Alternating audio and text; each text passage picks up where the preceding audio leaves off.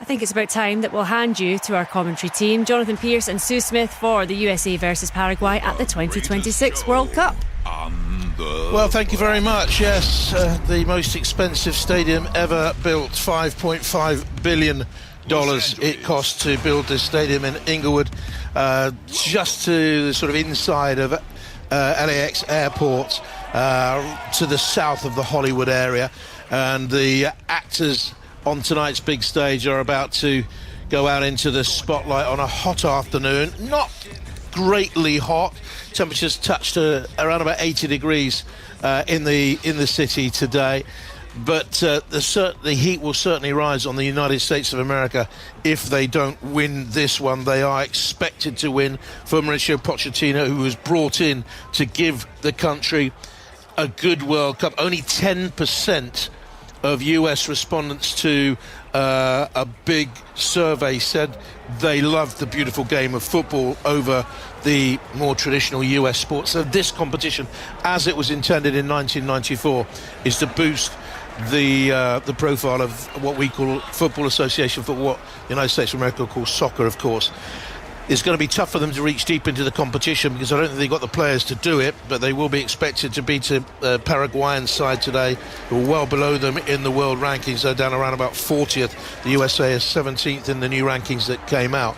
Paraguay only just qualified really for these World Cup finals. They finished one off the playoff place in the CONMEBOL Confederation, that's the South American Federation. United States of America didn't have to qualify, of course. It's Paraguay's first World Cup finals since 2010, when they reached the quarterfinal. They were beaten by Spain by 1-0. We've had Katy Perry singing. We've got the big flags of the two nations now coming rippling out from either end of this. It is a wonderful stadium. And then we will have the national anthems being sung as well. The players will then come out onto the football field. I don't know whether or not you've seen what happens before the game now. The players line up, all the squad members for the first time, everyone, all of them around the centre circle facing each other. It's a great scene, isn't it, Sue, here today? But the pressure's on the United States of America. Oh, it's amazing, JP, like you've just described it so well. And of course, yeah, they will be favourites, won't they, coming into this USA, being on home soil. We know that they've got this real athletic side that can cope with, you know, any side really, but I do think it's going to be a tough game against Paraguay, who will be defensively solid, very well organised and difficult to break down. But of course that the pressure is on the United States of America to take the game to them. Out come the two sets of players, and the nervous faces are the faces in the USA side, I can tell you, as they come out with their maroon covered tracksuit tops on. Paraguay already ready to go. We've had some great cutaways of famous Hollywood people. Tom Cruise, is David Beckham. He got a little star on the Hollywood Walk of Fame yesterday. I see Owen Wilson, the actor, we've seen him as well in the crowd. It's a Hollywood occasion, of course. They'll be playing top dollar to be here today in a competition where the ticket prices have been so criticised, and I do see that some of the lesser games now, the ticket prices are bottoming out. We'll wait to see how that story develops on 5 Live as we bring you all the action from the World Cup of 2026. 5 Live has coverage of every match throughout the tournament. Out come the two sets of players. As I say, they'll break through the flags of the competing nations. We've already seen the flags of all 48 nations brought out onto the pitch. Flags of United States and the flags of Paraguay there drooped, and the players walk out through sort of an honour guard. And there in the podium in the middle, in the centre circle, the characters who are going to sing the national anthems, Dan and Shay, you'll all know them, of course. Daniel Smyers and Shay Mooney, big heroes of Sue. 5-country airplay chart toppers. And Pure High Soul, Jennifer Hickson, Ciso and Miguel Narvaez. They originally formed their group while they were college classmates in a jazz seminar, so you knew that one as well. But anyway, here we're nearly ready to go, eventually, sometime before Christmas. Now, here come the anthems.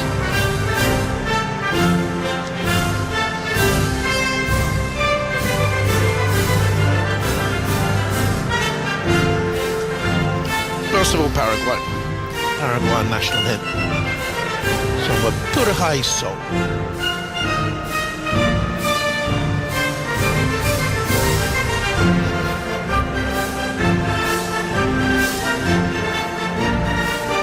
Really colourful national costumes they're wearing.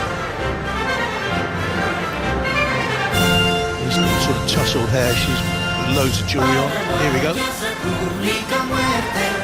Nuestro frío anunció libertad, ni opresores ni siervos alientan, unión e igualdad, ni opresores ni siervos alientan, unión e igualdad, unión e igualdad, unión e igualdad.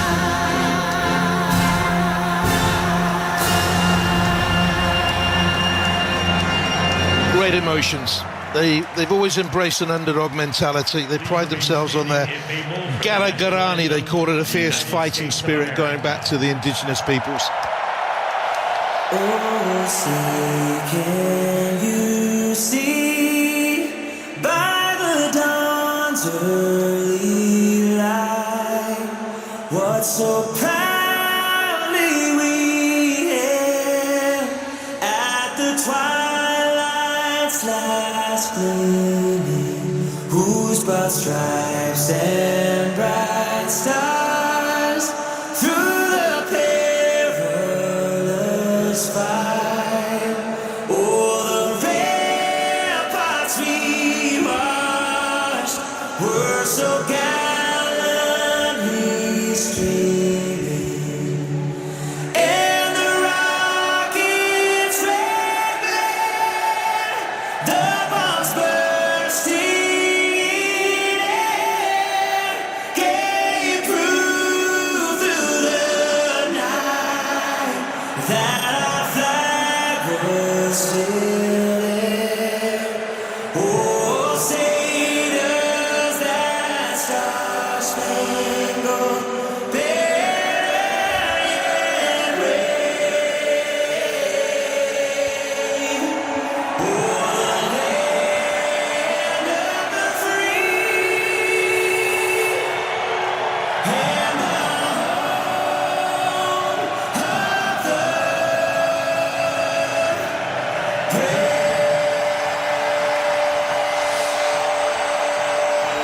Well, if that doesn't get them going, nothing will. I saw pictures in the stands of the Beckhams. They weren't singing, but Tom Cruise alongside them was belting it out. The first of 78 games to be played in the USA. It's hosting 3/4 of this summer's games. This stadium itself will have a quarter-final round of 32, couple of round of 32s. We're seeing it at the moment. The players walking down, shaking hands with the opponents. I think this is a good idea, actually, Sue. It's better than what happened to the Club World Cup, where they came out individually and took 3.5 hours. No, it's nice, and it is nice to see that. You can see there's nerves, isn't there, on both sets of players, but at the same time, real excitement. They just probably can't wait to get going now. There's a long preparation coming into this, and now it's about this game, isn't it? And they look focused, but do have a little tinge of nerves, of course. They fly past above the stadium. You wouldn't know the stadium's here if you drove past it. It's like a shell-like space-age roof, but actually they had to dig down way below sort of the road level to create this fantastic stadium. Excavated over 5 million cubic meters of earth, pitched 30 meters below ground level. Out come the referees and one of the mascots. One of the curious things here, they do make a highlight of the referee party before we see the lineups of the players. The referee is Danny Makkely from the Netherlands.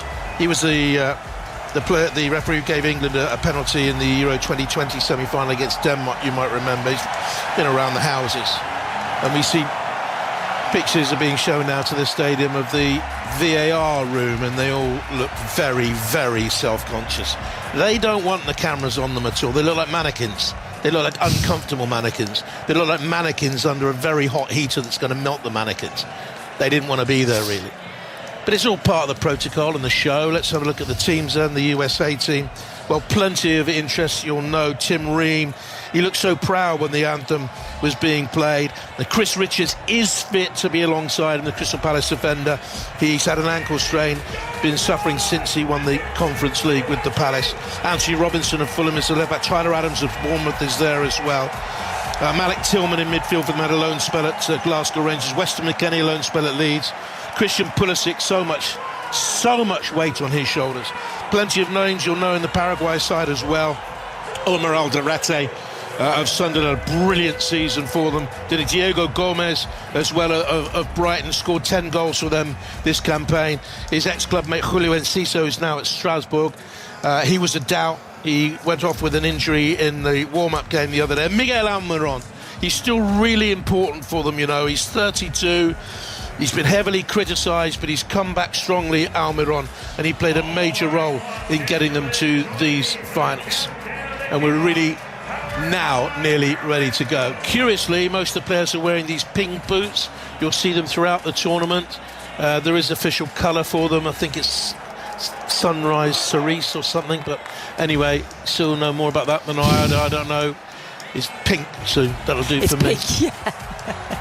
And the players are nearly ready to go. What we do know is, as the USA line up to the left-hand side in the white with the red tinge to the chest, and Paraguay all in dark blue, what we do know is this is going to be a tricky opener for them. And Sue will explain that for you in a couple of seconds. Pitch looks great, everything looks great. We're ready to go, and off we go. Then the ball is pumped long away and out for a throw-in on the Paraguayan right-hand side. They just kick for length and put Paraguay on the back foot. Why is this going to be tricky for the USA, Sue?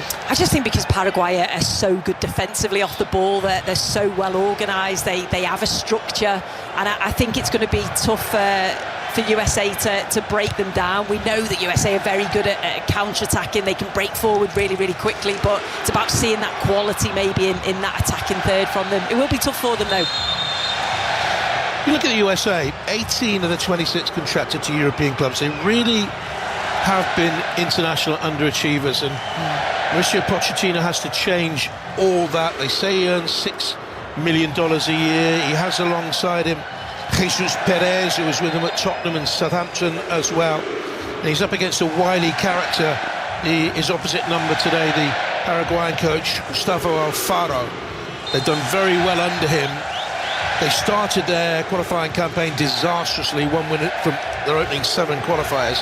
But since he's taken charge, they've become a difficult team to beat. And they get the first dangerous cross into the box, and the shot is whipped across that USA 6-yard area. It was Gomez who got into a good space. He's in towards the near post again, but it's cleared away by the Crystal Palace defender Chris Richards. Bright start by Paraguay, sir. Yeah, they started really well, very much on the front foot. I spoke about them defensively and said how strong they are there, but they've just shown that they can be a threat going forward. They do have those quality players, Sanabria and Ciso. Looks like he's playing just off him. It was down as a 4-4-2, but I think he will play off him most of the time. But yeah, real positive start for them.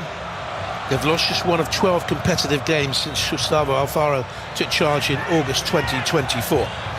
And they've not conceded more than once in any of their past 10 World Cup matches, Paraguay. And you can compare that to the USA. I said they've been underachievers, you know.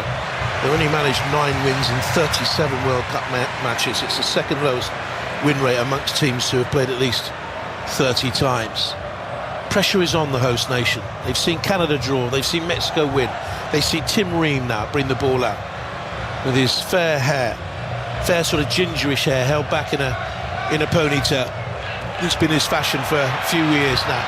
Up towards McKennie, little header off, first chance for the USA. It fell to Balogun. It's an easy save by the goalkeeper of Paraguay, Orlando Gil. Yeah, it's really good play though from USA. Weston McKennie made that run in the right-hand channel. He wins the first header, and Balogun, that's what he'll do. He'll play on the shoulders, and he gets himself onto that sort of header and just can't quite find the corners. Well, he ended the season as one of the hottest centre-forwards in European football. 11 goals in his last 14 games. Balogun, former Arsenal player. Ball has run out of play for Paraguay. Goal kick, flag. Suspicion the flag might have been raised for offside earlier on the move. The ball was carried by Serginho Dest of PSV playing this second World Cup. He's very good in Qatar, I felt. Yeah, it was for an offside. Balogun had just gone into an offside position. Only one league start at Arsenal. He was brilliant, I thought, in Qatar. Dest. Ken was born in Suriname, emigrated to the US, fought in Vietnam. Now it's Paraguay lump it long, trying to just get a little bit of respite. Lots of fans here in replica kits, short sleeve shirts. It's a warm and pleasant evening in Los Angeles. And that's a wasted throw. It was aimed at Enciso, and Ream just dummied to cut across and then pulled his body out of the way. Smashing character, Sue, is Tim Ream. I was lucky to know him when he was at Fulham, interviewed him a few times for Match of the Day. He won promotion with him, didn't he? Up into the top flight. Just so unassuming and modest. Yeah. And he's had a terrific 664 club games, Tim Ream. Unreal, and he just adds that leadership, doesn't he, to the back line. He reads the game so well, and like I say, at 38 years old, he's got that experience and good partnership, I think, with Chris Richards. No one started more games under Pochettino than him. Might have feared the new manager coming in, you know. Is this the end of the road for me? No, he's made him a real mainstay of the team alongside this man on the ball now. Chris Richards brings it out. Held in midfield by Malik Tillman of Bayer Leverkusen. He's only had a couple of starts since February for them. Born in Germany. US dad, German mum. Now Alex Freeman. He plays his football in Spain with Villarreal. He's made the right back position his own for the US this season. Ball angled out to the right hand side. It's going to be a throw in here to Paraguay. Seeing the coach of Paraguay having a word with one of his players. He's a craggy and a wily old character, is Gustavo Alfaro, born in Argentina. 6th World Cup. He tells everyone it's his 6th World Cup. He went with Ecuador to 2022. The other 4 World Cups he was working for Colombian TV at them. Still there. He was there. Yeah, it's a glorious tournament. I'm lucky enough to be involved now with my 10th. Going back to Italia 90. Such a special one, that too. Going to be a throw to the USA in their left full-back position, 0-0 on 5 Live. Yeah, it was good play there from Paraguay, and Ciso got himself forward on the right-hand side, found that little bit of space, and it was a quick delivery looking for Sanabria, and in the end USA did well and got back and defended it. 6 minutes gone. More World Cup commentaries to bring you on 5 Live and BBC Sounds this weekend. Qatar, Switzerland from 8 o'clock on Saturday evening. Brazil, Morocco at 11 o'clock. And coverage of every game across the BBC. As Alex Freeman picks it up from Baltimore. As Alex Freeman into the heart of midfield. Worked out wide to the left-hand side. A good positive carry there by Weston McKennie. He's in the chance. Here's a goal! Own goal! USA lead. McKennie did a lot of work. Created a little bit of danger. The ball might have gone in off Gomez. Bobadilla was involved as well. The deflection, I think, could have gone in off Bobadilla. But the USA are ahead with a huge slice of fortune. They're congratulating Alex Freeman for his part in it. I thought Weston McKennie did so well, so they're ahead. Oh, he did absolutely brilliant, and Weston McKennie can play anywhere, can't he? We've seen him in all different positions, but he picks the ball up centrally. A lovely little bit of skill initially to get himself away, and then he gets the ball out wide to Pulisic, and he does what he does. He runs into the area, commits players, gets the ball in towards Weston McKennie, who gets the first touch, and then it's obviously then deflected in, and it is an own goal, a complete own goal from Bobadilla. Yeah, completely wrong foots the defender, doesn't it, when Bobadilla gets that touch, but it's good initial play from USA to get themselves into that position. Do you know, I think Bobadilla got caught in two minds though. As the ball comes in, he's facing his own penalty, his own goal line, and he thinks he's going to touch it back to his goalkeeper, and then realises he can't do that. Yeah. So he changes his mind. The touch is therefore too heavy, and it's in the back of the net. Yeah, and the goalkeeper can't react in time, can he? Unfortunate for Damian Bobadilla, who's a little bit of a doubt coming into these finals. Now he's in Brazil at Sao Paulo.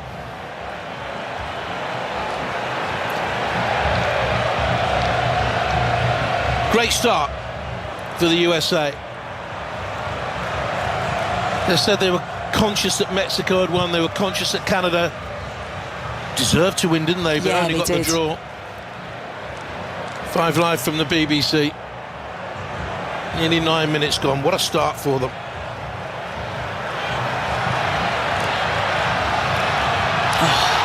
That's a free kick. It's going to be a yellow card as well. Called out for Juan Jose Cáceres.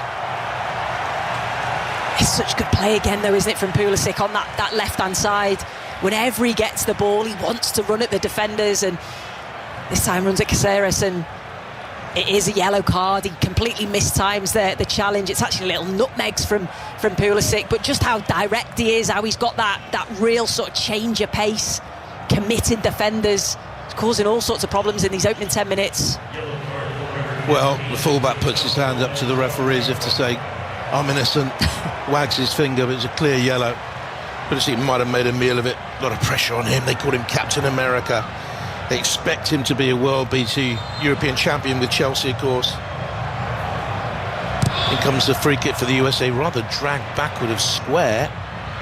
Now Tyler Adams has it, of Bournemouth, of course, had a terrific season for them. Freeman gets the cross in, the USA looking really dangerous, headed up but not too far away towards that far side of the penalty area by Diego Gomez. USA still pressing, Gomez comes across, gets one block challenge in. It came off him last though, and it's going to be a throw-in taken very quickly by the USA. That's noticeable, Sue, their pressure, their pace, their intensity. Yeah, and that's what we sort of think when we think of USA, the way that they play with the energy, the tempo, the intensity. The fullbacks are getting forward at every opportunity, but they're not allowing Paraguay any chance. Kenny swings across him from the right-hand side of the penalty area. It's partially cleared. Anthony Robinson chases down of Fulham. His hair brightly tinted for this tournament. Weston McKennie, by the way, has multicoloured hair. I'll tell you about that in a moment. Here's a cross into the penalty here by Florin Balogun. Partially cleared only as far as Robinson. Paraguay can't clear their lines.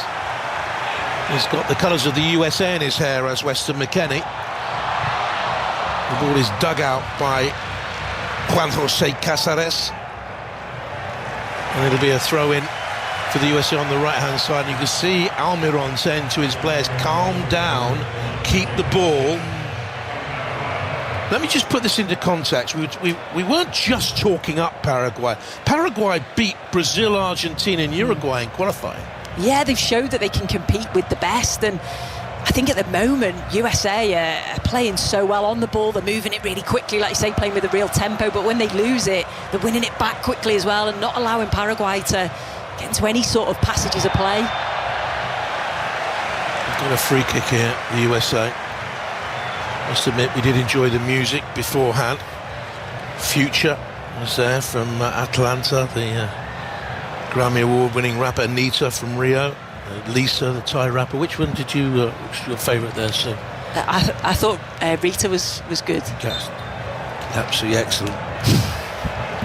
Got all her 45s at home. Now here's Robinson. Katy Perry was excellent. She had a fantastic dress on. It looked like Bako foil.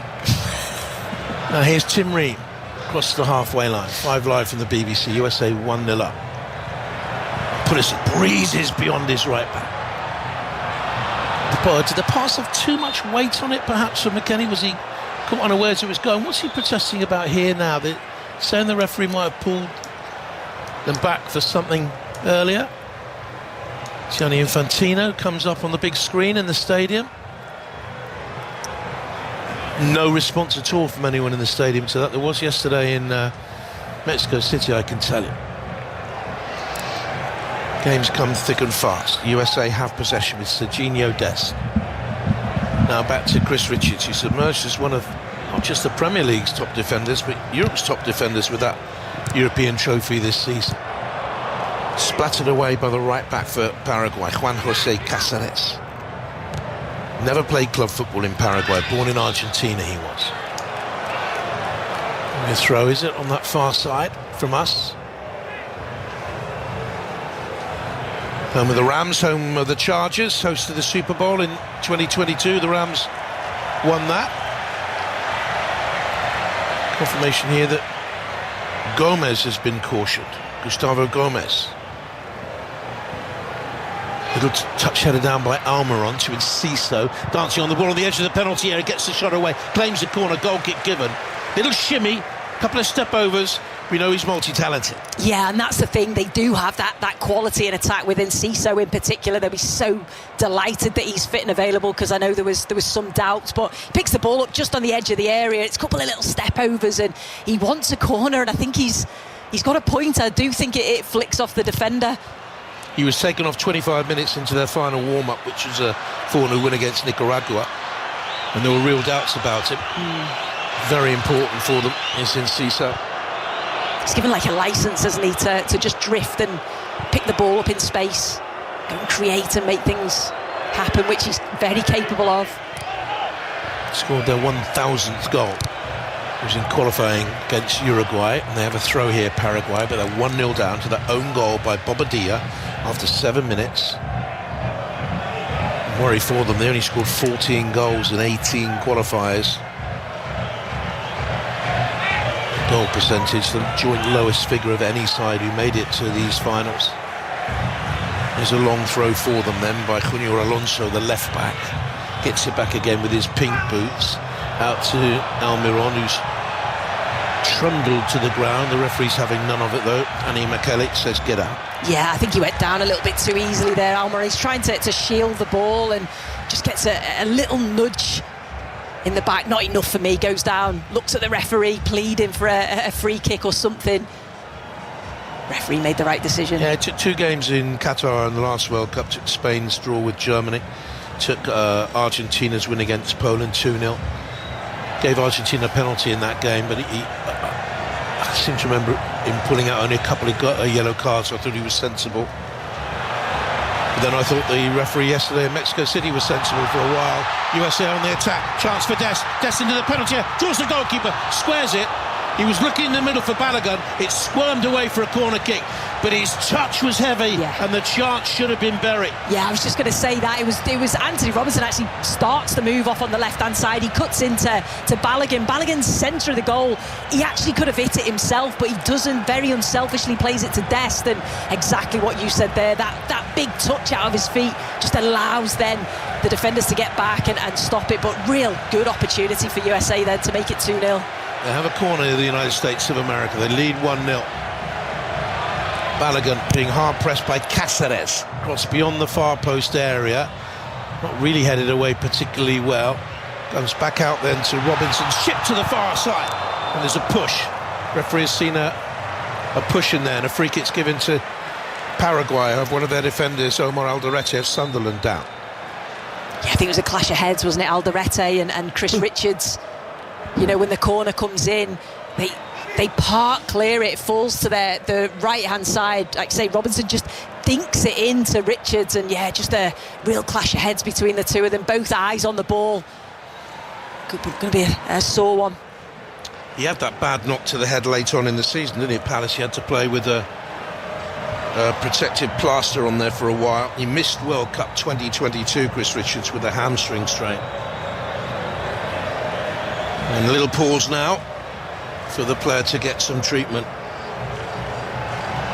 And the players come to get some coaching advice, which isn't supposed to happen, but is happening and will happen.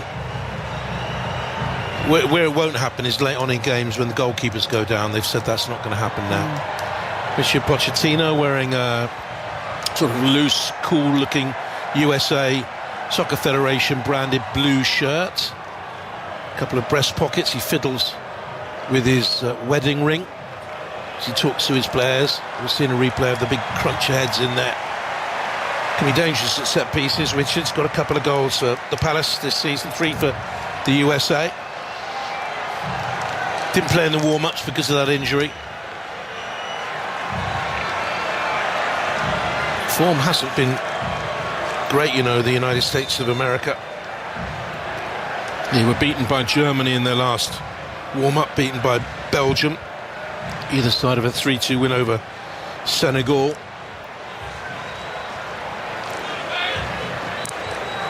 Out by the Fulham defender Robinson down the left-hand side for the USA. Cáceres comes across to get a block challenge in. Heavily tattooed on his arm, thinks the USA player was wasting time. Brandishes an imaginary yellow card, which can be punished by a yellow card itself, of course. They're waiting to get Alderete back on the field of play, Paraguay. They trail on 5 Live by a 1-0. Bobadilla with it. Earlier on in the day, Canada drew with Bosnia 1-1 coming from behind. Now a chance for Paraguay to get a cross into the penalty, a block by Ream. Right footed shuffles it away towards the far side. Nudged down that line by Tillman, I think it was. And a free kick is given. They're arguing with a number of these decisions, Paraguay. They're not just playing the USA, they're playing the referee as well, which is never any good. Gustavo Gomez unhappy, Cáceres unhappy. I think they're getting a little bit frustrated, aren't they? We know that their game, they like to get stuck in and be aggressive and physical, but USA are matching them for that at the moment. You know, we saw flashed up Gomez had been yellow carded. I'm not too sure he was, you know. Cáceres was yellow carded before that, and that's come up on the official FIFA feed that we get. Early days, teething troubles. Don't forget Scotland's World Cup, first since '98, gets underway in the early hours of tomorrow morning. Steve Clark's side facing Haiti in Boston, kick-off at 2 o'clock. Again, commentary here on 5 Live. You can also watch that game on BBC One. And we've been playing now some 20 minutes. And it's 1-0 to the USA, and Tim Ream, the old stager, crosses into the box. A lovely touch-off there, looking for McKennie. Really beautiful touch-off by Malik Tillman. Little back-heel ball. There was at Rangers for a while on loan. Oh, it's lovely, isn't it, JP? They played some really nice football, USA. Tim Ream starts that off. Again, we spoke about how good he is defensively and reading the game. It was just a nice little dink forward, sees the runner Tillman, who a little flick. But yeah, their movement, their 1 and 2 touch passing, been excellent these opening 20 minutes. Have been inconsistent under Mauricio Pochettino. Initially, he brought a lot of excitement. Enthusiasm went rampant straight away in the USA. No great surprise there, but it's cooled recently. He's come up with a great quote, Mauricio Pochettino, about these World Cup finals. Let's be realistic and go and do the impossible. Can they make the impossible possible in the home of the Hollywood dream, in front of the Hollywood superstars who are here watching on? Here's Tim Ream. A great spell at Fulham. He was at World Cup 2022. He's on the ball again, and he lifts a lovely pass, right foot to Pulisic in the channel between the box and the far touchline. USA 1-0 up. Now here's Anthony Robinson with the startling tinted hair. Back to Ream it comes again. Paraguay holding deep. Ream is about 15 yards inside the Paraguay half and 10 yards inside the far touchline. Holding possession neatly here, the USA. Now Tyler Adams picks it up on the drive. Pulisic is hanging out wide onto that left-hand touchline, rolls inside. A lot of good USA balance here, a lot of good crisp passing.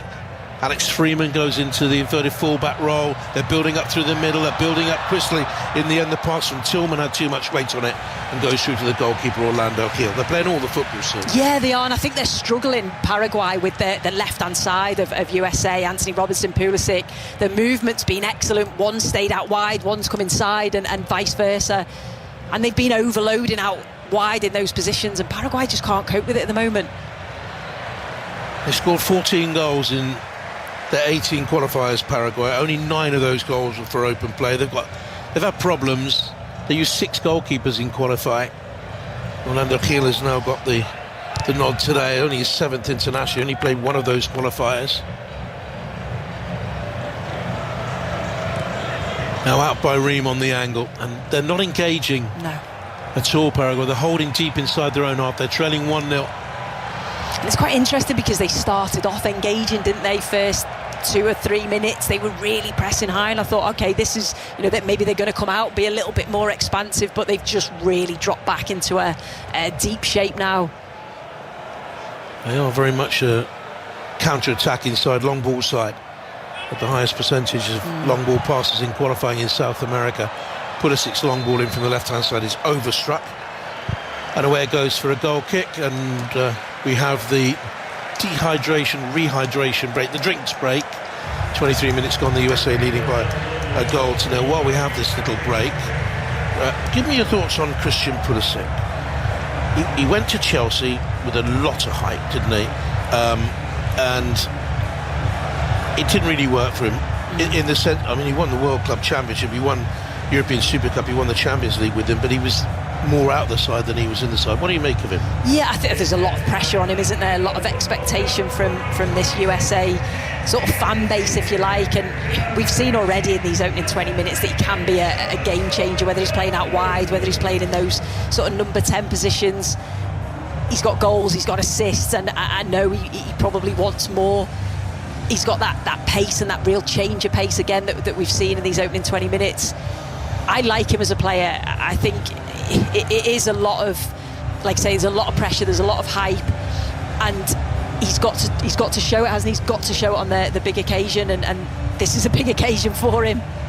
Those injuries didn't help him at Chelsea. He missed 50 games. Yeah. And while the drinks break goes on, the crowd in the stadium on the big screens being shown the opening goal for the USA in this tournament. Cruel own goal for Bobadilla, nudging it past his own goalkeeper. Do you know, if he doesn't touch it, it looks like Balogun's going to pass it in anyway. He's got to do something with it, hasn't he? And like you said, I just think he was caught in two minds. Do I just try and nudge it back to the keeper? Do I clear it first time? And in the end, he doesn't do either. Really unfortunate for him. Balogun has really blossomed, hasn't he? He didn't have a chance at Arsenal, really. Went to Middlesbrough on loan, then Rennes and Monaco picked him up. Well, didn't pick him up on the cheap. I think they spent 30 million on him, but he's got 19 goals for them this season. Yeah, no, he's certainly come into form at just the right time, and yeah, I like the way he plays off the shoulder. He's got that mobility, and obviously the clinical finishes as well. Again, the crowd being treated to close-up of, they could be Hollywood superstars. I've no idea, to be honest. One of them's eating, looked like a bit of pizza with a bit of orange peel peeled off the top of the pizza. That's bizarre. That's something you'd have in your nightmares. With a very elegant-looking lady. Don't forget, you can join Rick Edwards and Lloyd Griffith on Football Daily every morning from the USA. Get you closer to the biggest talking points at World Cup 26. Is extra insight there from inside the England and Scotland camps. Just search football on BBC Souths. And while all this is going on, of course, the Women's T20 World Cup has got off and underway. Good win for England today. Coverage of the tournament continues later. Triple header on Sports Extra. Ball-by-ball coverage of Scotland against Ireland from 10:30. Australia, South Africa 2:30, and West Indies against New Zealand from 6:30. So two gentlemen in the stands. We've now seen pictures of them. And who are they? So, you know? Oh, I was hoping you didn't ask me that. I think one Not was too called sure. Bert Bloggs and the other one was called Sam Jenkins. Big Hollywood superstars from the 20s. Robertson takes the throw forward into the Paraguay half. The director out there who's showing these pictures to the people who's more interested in those, I think, the superstars. Anyway, Pulisic, that's a lovely ball in. Can they feature another chance here? Adams on! Balogun! Is it two? Has the flag stayed down? It's two. The referee waited and waited and waited and waited, and Balogun's got a grimace because as he's looked across, the flag is up. It is offside. There was a suspicion because of the way the referee reacted. It's a lovely move. Goal doesn't stand. Oh, it's such a shame as well, because it's brilliant bit of play from USA. Again, they move it so quickly. Anthony Robinson makes that run in the left-hand channel, which just takes the defenders away. It's a lovely quick ball through to Tyler Adams, and then Balogun. Does he just go? Does he just stray a little bit offside? He's saying it's tight. We're just watching a picture of him. It is tight and it is offside, but it's a lovely clinical finish from him. Do you know what was encouraging for me there, Sue? The referee, Danny McAley, and I thought he thinks that's offside as soon as the ball hits the back of the net. He's looked at his assistant referee, and he's looked, and Balogun goes off running and celebrating the goal, and then the assistant referee in his own time put the flag up. And that's the way it should be. Yeah. There was no VAR intervention. They got it done on the pitch. Yeah, he just made the decision, didn't he, himself? With the help of his linesman, yeah. That's what we used to call him. Yes, it was a line flag protocol situation, as they probably call it on the streets of Los Angeles. Came here many, many years ago, 1994, had to pick up the ticket credentials in downtown LA in a very shabby looking building, and had to do it several times. I was doing it once, and the police car pulled up next to me and said, "What do you think you're doing?" And I said, "I've got to pick up the accreditation, the ticket details on my accreditation around my neck." And the police officer very gently said, "Get in the car." And I got in the car, and he said, "You really shouldn't be walking in this part of LA." And I'd gone completely wrong. I was in the wrong area at the wrong time, wrong man, wrong place. And anyway, it wasn't a night in the cells. Not that occasion anyway. And but I shouldn't have been there, really. Stupid of me. That tournament seems like yesterday, Sue. Seems like yesterday. Here's Reed. Out wide to the left-hand side. You're listening to 5 Live from the BBC. 1-0 to the USA. Anthony Robinson has it down that left-hand side. That's a good ball again, finding Pulisic. He's having a good game. Balogun! It's two! Quality of the Ream pass through the channel. Quality of the Pulisic run. Well timed. Precision ball in. Balogun held his run. Lovely finish. It's all the USA, and they lead by 2-0. Yeah, they thoroughly deserve to be 2-0 in the lead, JP, and this again, it comes from that left-hand side where I said Paraguay are really struggling with them. It's a lovely ball through initially, and the run from Pulisic just times it to perfection. Then he gets his head up, spots Balogun just near the penalty spot, and what a calm finish from him. Just right-footed, just passes it into that far corner. It's a lovely finish.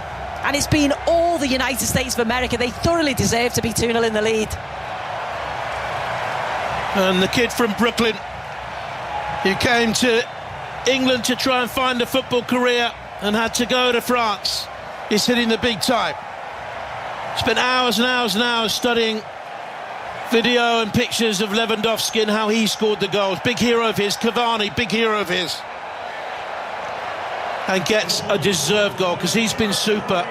And Pulisic has lived up to the billing. And the USA have been very impressive. Now here's Weston McKennie from Little Elm in Texas. Chases after the return ball. Outside the penalty area, right-hand side, cuts it in low. Bobadilla is back there to clear it away.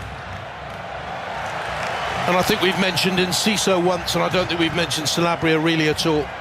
They can't get their forwards into play. No, Paraguay. they can't. Not at all. You would say probably opening 5 minutes, those two attacking players, we were praising them and saying that they were certainly, or they could cause USA problems, but since then it's been all the United States of America. It's just how good they've been off the ball as well as on the ball. Here's McKennie's found space on the right-hand touchline, 10 yards infield of him. Wearing the pink boots is Tyler Adams from New York State. Got Bournemouth into the Europa League next season. What an achievement, and so fully deserved for everyone involved in that football club. It's a smashing club. Weston McKennie with the new look hair, settles for a throw-in on this near side, the right for the USA. Back it comes to Chris Richards from Birmingham, Alabama, and out to Tim Room from St. Louis. And it's all the USA. Here's Pulisic again, found by Robinson, and Paraguay look like startled rabbits looking into oncoming headlights here. And it was the USA who looked the nervous in the warm-up. Paraguay looked comfortable with the situation, didn't they? Yeah, absolutely. They've certainly settled in. I think obviously that own goal helped them. But their movement and their play has been excellent. And it is the intensity. You mentioned it earlier, didn't you? The intensity, the tempo. Paraguay can't live with it. I think a lot of you are going to be disappointed with the quality of some of the nations here. It feels like a bloated tournament with the 48 nations. And some of the games I think are going to disappoint, especially with the kick-off times. And if you stay up and watch everything, well, you deserve... You should have been in the King's birthday honours list, along with the Lionesses, who were given the MBEs today, which is rather wonderful. USA attacking down the left-hand side. Robinson, a little bit of a stumble, couldn't get the cross in, partially cleared, given away again. Chance for the USA to get it into the box with Tillman. Wriggles, shimmies, moves it to his left-hand side. Nearly comes all the way through to Dest. Should be cleared away now by Paraguay. But it's Almiron who finally squeezes it out to his left back, Junio Alonso. But they can't get it away long distances, can they? Just keeps coming back, so. Yeah, and that's praise to USA because they've been excellent off the ball. As soon as they get it, they just win it straight back. Good decision here again by the referee. Was a free kick to the USA, but they got possession. They allowed it to go on. Here's Pulisic. Dances away here. He's tearing the fullback apart. In comes the cross. Difficult for Balogun. It was slightly behind him. He had to react. Had to stretch for it, but they still have possession, the USA. 10 yards in from the right-hand touchline. Halfway inside the Paraguayan half. Leading 2-0. In comes across from Dest. And it's away it goes from the Paraguayan captain. They are hard pressed at the back. 2, 3, 4, 7, 8 blue shirts around their penalty area there as the USA built up. Cleared away, and again come the USA. Pulisic's a challenge on him by Cáceres. He's got to be a bit careful. Winners of Group D play a third place team July the 1st in Santa Clara, San Francisco way. Then possibly the winner of Group G, that's Belgium, Egypt, Iran, New Zealand in the round of 16. That'll be in Seattle. The runners-up play the runners-up of Group G. That is that Belgium-Egypt group. Then possibly Argentina if they get through that. So you want to win the group. Here's Ream. Out to Robinson. Each time the ball gets played to a US player in these vivid red and white striped shirts they've got on, they've got 10 yards of space, all of them. They can't get anywhere near them, Paraguay. Down the line, again space here for Weston McKennie. Time to get the cross in. Stabbed away, only partially. Tillman. This could end up very, very messy for Paraguay. USA have a corner. Tillman's shot deflected. See, when I've watched Paraguay previously, they've been very well organised defensively, and it's not just one go, they all go together. They're not doing that here in this game. One's going, and USA just popping the ball around them with ease. They've conceded as many goals already in this game as they had done in their final 3 warm-up matches. They have been really competitive under Gustavo Alfaro, but they've won their opening match in just one of their previous 8 World Cups. Beat Iraq in '86 1-0. Poor old Cáceres is trying to hold on to Balogun. In comes the cross. It's Richards with a fine header just wide. Fine header because he's coming away from goal. He had to twist, and he said it not far past that far post. Oh, it's unlucky. I thought he was just going to creep in at the far post. It's really good movement from him. He starts, he's tracking backwards, and then he just makes a quick dart forwards, and he's just got to try and glance the header into that far post, and it's not far away. USA come back here to play Turkey in their final game on the 25th. Go to Seattle to play Australia. Australia kick off their campaign against Turkey in Vancouver tomorrow. Because the kick-off times are so weird, and what's today in the UK is yesterday or tomorrow in the USA, I can't work it out. Now, who's that? Was that Robert Downey Jr. up there in the stands? We've just seen a cutaway there. felt he was a fine Sherlock Holmes. Lots of people would disagree, but Mauricio Pochettino must be really pleased. He's not betraying any emotion down there on the touchline.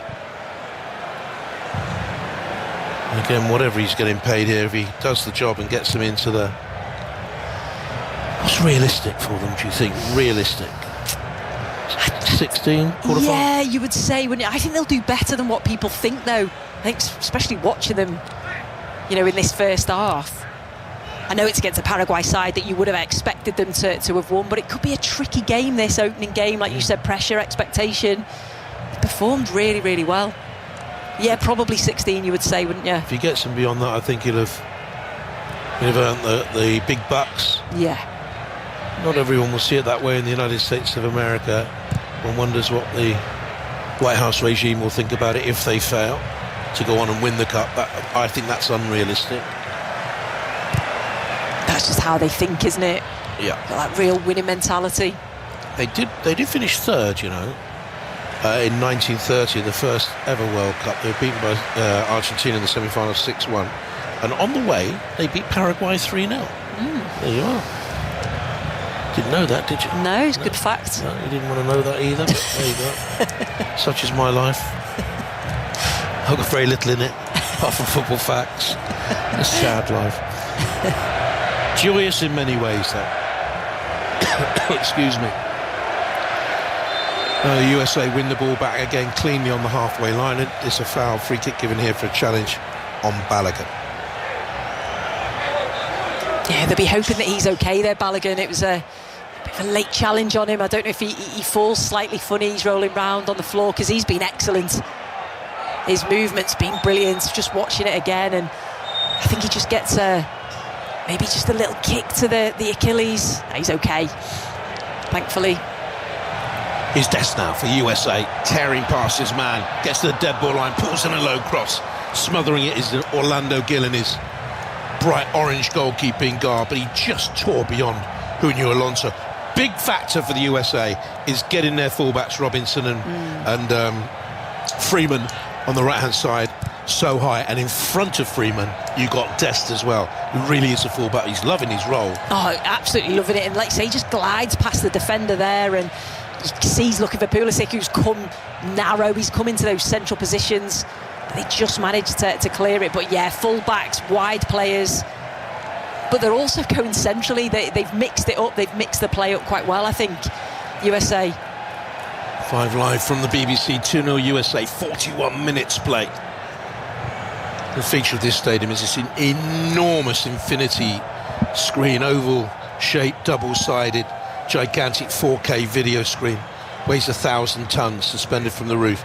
No matter where you're sat in the stadium, you can see the action, see the Hollywood stars they keep showing. You can see Pulisic going to ground between the touchline and the penalty area. He's claiming that free kick should have gone the other way, that Cáceres lent into him. Well, it's not.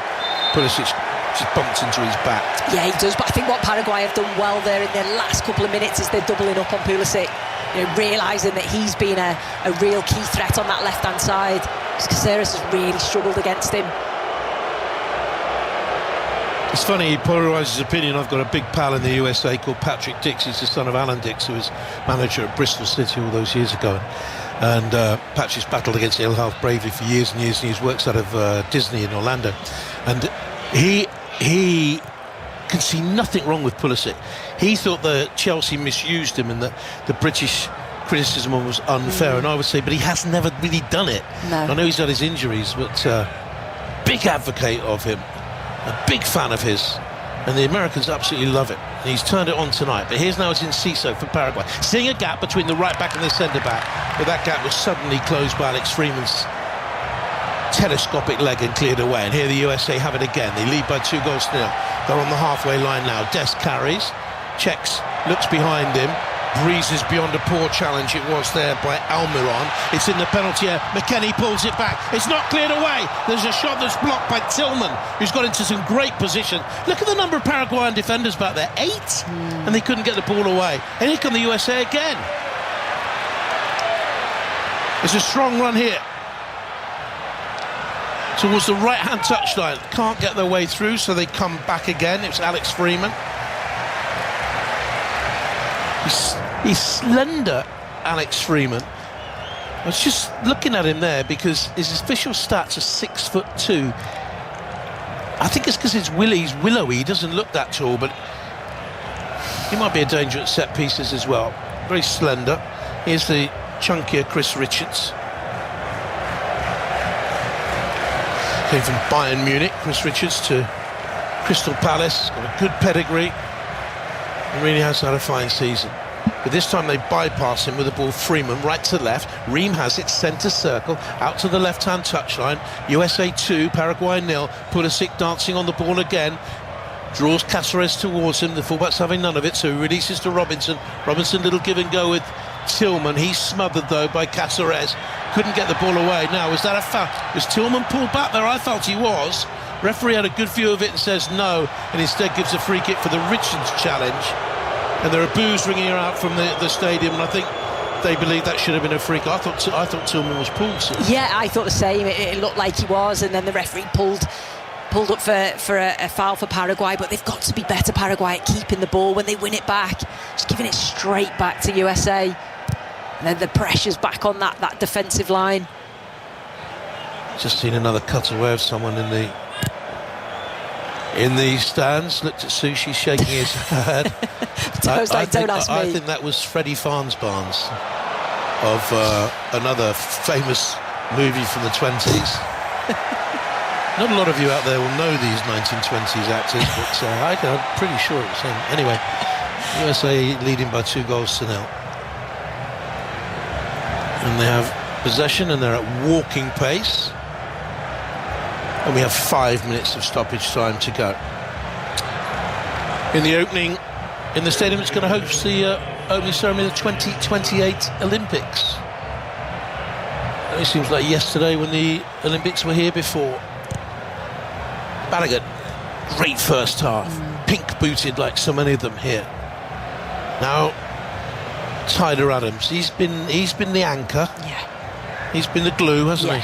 He's the heart and soul of the team, isn't he? That energy that he provides from the middle of the park. Robinson with the cross from the left-hand side. And out together comes Orlando Gil. Argentinian born. Played for his hometown club. And it's Paraguay in possession. Inside their own penalty area. Gustavo Gomez to Alderete. He's bucked the trend. Alderete, he's got one orange boot on and one lemon yellow boot. It's a good tussle there, almost on the halfway line. Malik Tillman and Miguel Almiron all goes out of play. Mauricio Pochettino has a little touch of the ball. Good player in his day was the Poch. Hard player in his day. Played in World Cup 2002. Gave away the penalty against England. He's a good player. Espanyol, PSG. Newell's Old Boys, big Newell's Old Boys fan. Katy Perry up in the stand, was seeing her. Watching on. As I say, it's a real it's showbiz, isn't it? Yeah. In comes across towards the far side. Easily plucked out of the air by Matt Freese. That's poor from Almiron, isn't it? Because you think that's where Paraguay could potentially have an opportunity at goal, and just floats it straight into the goalkeeper there. Deep into stoppage time. We were given 5 minutes of it. 1994 World Cup final, Pasadena. In front of my commentary position too, there were two ladies, and they weren't even looking at the pitch, they were looking behind me. And I said at half-time to them, we had a break, I said, why aren't you looking at the game? And they said, because Dustin Hoffman's sitting behind you. USA on the attack. Into the penalty area. McKennie, who's been excellent, loses possession. Just took his eye off the ball. It's a terrible clearance. Back come the USA again. That's going to be a throw to the host nation. They've been a bit panicky, Paraguay, haven't they, when they've won the ball back, not composed, not finding their man, and it's that down to USA and how they're pressing and harrying them and not giving them a second on the ball. Probably a combination of the two. Here's Ream, 38 years of age now, but he knows how to use his body. Knows he hasn't got the pace, positions his body well. On the right-hand touchline, Malik Tillman, who's roamed and roved out to Freeman, tries to cut a ball into the penalty area. It's blocked by Junior Alonso. As yet they can't get the ball out of their own half. They're still, 20 yards from their own goal line, Paraguay. They've given the ball away again. It's shot back into the USA half. That's not a good ball by Malik Tillman, but there's no pressure whatsoever. I wonder why we've had a roar in the stadium. I can't see why everyone's suddenly roaring. But anyway, the USA on the attack. It's a lovely ball forward to Balogun. He's in the penalty area. Rides one challenge, rides the other, buries it. Brilliant finish. 2 goals for Balogun. He's taking a claim to be the top scorer already in these World Cup finals. That's 2 for him. Leads the way at the moment. It's a brilliant finish. And the whole of the USA squad ran down the touchline, and they're all leaping and jumping on the back of the goal scorer. The USA have absolutely discombobulated Paraguay in this first half and lead it by 3 goals to 0. Oh, they've been absolutely brilliant, and that man Balogun has been leading the line so well. Again, deserved this goal. The lovely bit of skill that he shows. There's no pressure on USA at all. They were looking for an offside. He's not offside. He times his run really well. He's in the right-hand channel, just skips inside and then cuts it onto his left foot. You think, what's he going to do? He just curls it, glides past Alderete. Then another defender, I think it's Gomez, comes across and he just cuts in onto that left foot, gets his head up and just curls it into that far top left corner. It's a brilliant finish from him. Outstanding finish. 2 goals for Laurent Balogun. They call him Flo. And the half-time whistle can't come early enough for Paraguay. It's been a brilliant first half for the USA, the most impressive first half from any team. The Paraguay players are still out there having a little huddle and trying to work out a half-time post-mortem here, really, what's gone wrong. Because it's been a super first half for the USA. Oh, they've been outstanding, not just on the ball, which we've seen brilliant goals, great movement, their 1 and 2 touch passing, outstanding, but off the ball, they just haven't given Paraguay an opportunity to get into the game. They've been brilliant. Can't praise them highly enough. Well, the USA players would have been very, very aware of all the talk around this tournament, of all the criticism around this tournament. And in that tunnel beforehand, I wouldn't mind betting Mauricio Pochettino turned to them and said, look, let your football do the talking now. And it has. And at half-time here, it's USA 3, Paraguay 0. Thank you very much, Jonathan. And Sue, can I just pick up, very much enjoying the commentary, I've got to pick up on your fantastic naming of celebrities that are at the game. Just a couple that you've missed. I don't know if you saw them. You did know they were famous, but you didn't know who they were. Leonardo DiCaprio was one of them. Oh no, which one was he? He was with Will Arnett, 2 gentlemen. He was wearing a cap. It was a bit difficult to see him until he kind of was on screen for a bit longer. Well, listen, when he came round to my house the other day, he wasn't wearing the cap. Fair play, fair enough. Well, yeah, it can be difficult. As well as that, we also missed Rob Lowe, the actor. You thought he was Robert Downey Jr., I think, but it was Rob Lowe. Oh, I think they've gone. They've gone, no problem. We will get the latest news headlines here on BBC Radio 5 Live. This is BBC Radio 5 Live. The voice of the FIFA World Cup 2026. We'll be back with Jonathan and Sue in just a moment, but for now, the headlines. 4 Palestine Action activists have been jailed for raiding the site of an Israeli defence firm near Bristol in 2024, causing more than £1 million worth of damage. They were convicted by a jury on criminal damage charges, but a judge ruled their actions were connected to terrorism. They were given jail terms of between 4 years and 8 months and 7 years and 8 months. There are growing signs in Washington that a deal to end the war with Iran is getting close. A senior administration official told journalists that the White House was now around 85% confident that a deal could be signed within the next few days. And one of Britain's most influential artists, David Hockney, has died at the age of 88. He was famous for his colourful and innovative artworks. The King has led the tributes, calling him a giant of the world of art and painting and one of life's true originals. Let's get the sport now with Jonathan McKeith. Canada have their first ever point at a World Cup finals. The co-hosts came from a goal down at half-time to draw 1-1 with Bosnia-Herzegovina in their Group B match in Toronto. Substitute Kyle Larin got the goal 12 minutes from time for the co-hosts. Scotland manager Steve Clarke says Scott McTominay is perfect and ready to go after the midfielder returned to training ahead of their World Cup opener against Haiti. He missed Thursday's training session due to an upset stomach. Ghana midfielder Thomas Partey will miss his nation's first game in Toronto against Panama after being denied entry to Canada. Partey is facing 7 charges of rape and 1 of sexual assault relating to allegations by 4 different women dating back between 2020 and 2022. He's pleaded not guilty to all the charges and is due to stand trial next year. Cricket, and England won the opening match of the Women's T20 World Cup, beating Sri Lanka by 87 runs at Edgbaston. Danny White-Hodge scored an unbeaten century. Northampton Saints are through to Rugby's Premiership final after a 45-31 semi-final win over arch-rivals Leicester Tigers at Franklin's Gardens. Saints will play the winner of Bath versus Exeter. They meet this afternoon. Commentary on 5 Live Sport from 3 o'clock. At Queen's, Britain's Katie Boulter celebrated the biggest win of her career. She beat world number 2 and Australian Open champion Elena Rybakina in 3 sets. Boulter will face Croatia's Donna Vekic later today for a place in the final. And in Super League, Wigan Warriors won 48 points to 10 at Wakefield Trinity. There were also wins for Leeds at Toulouse and Hull KR against York. Choose life. Choose the Tartan Army. Choose taps off in the park.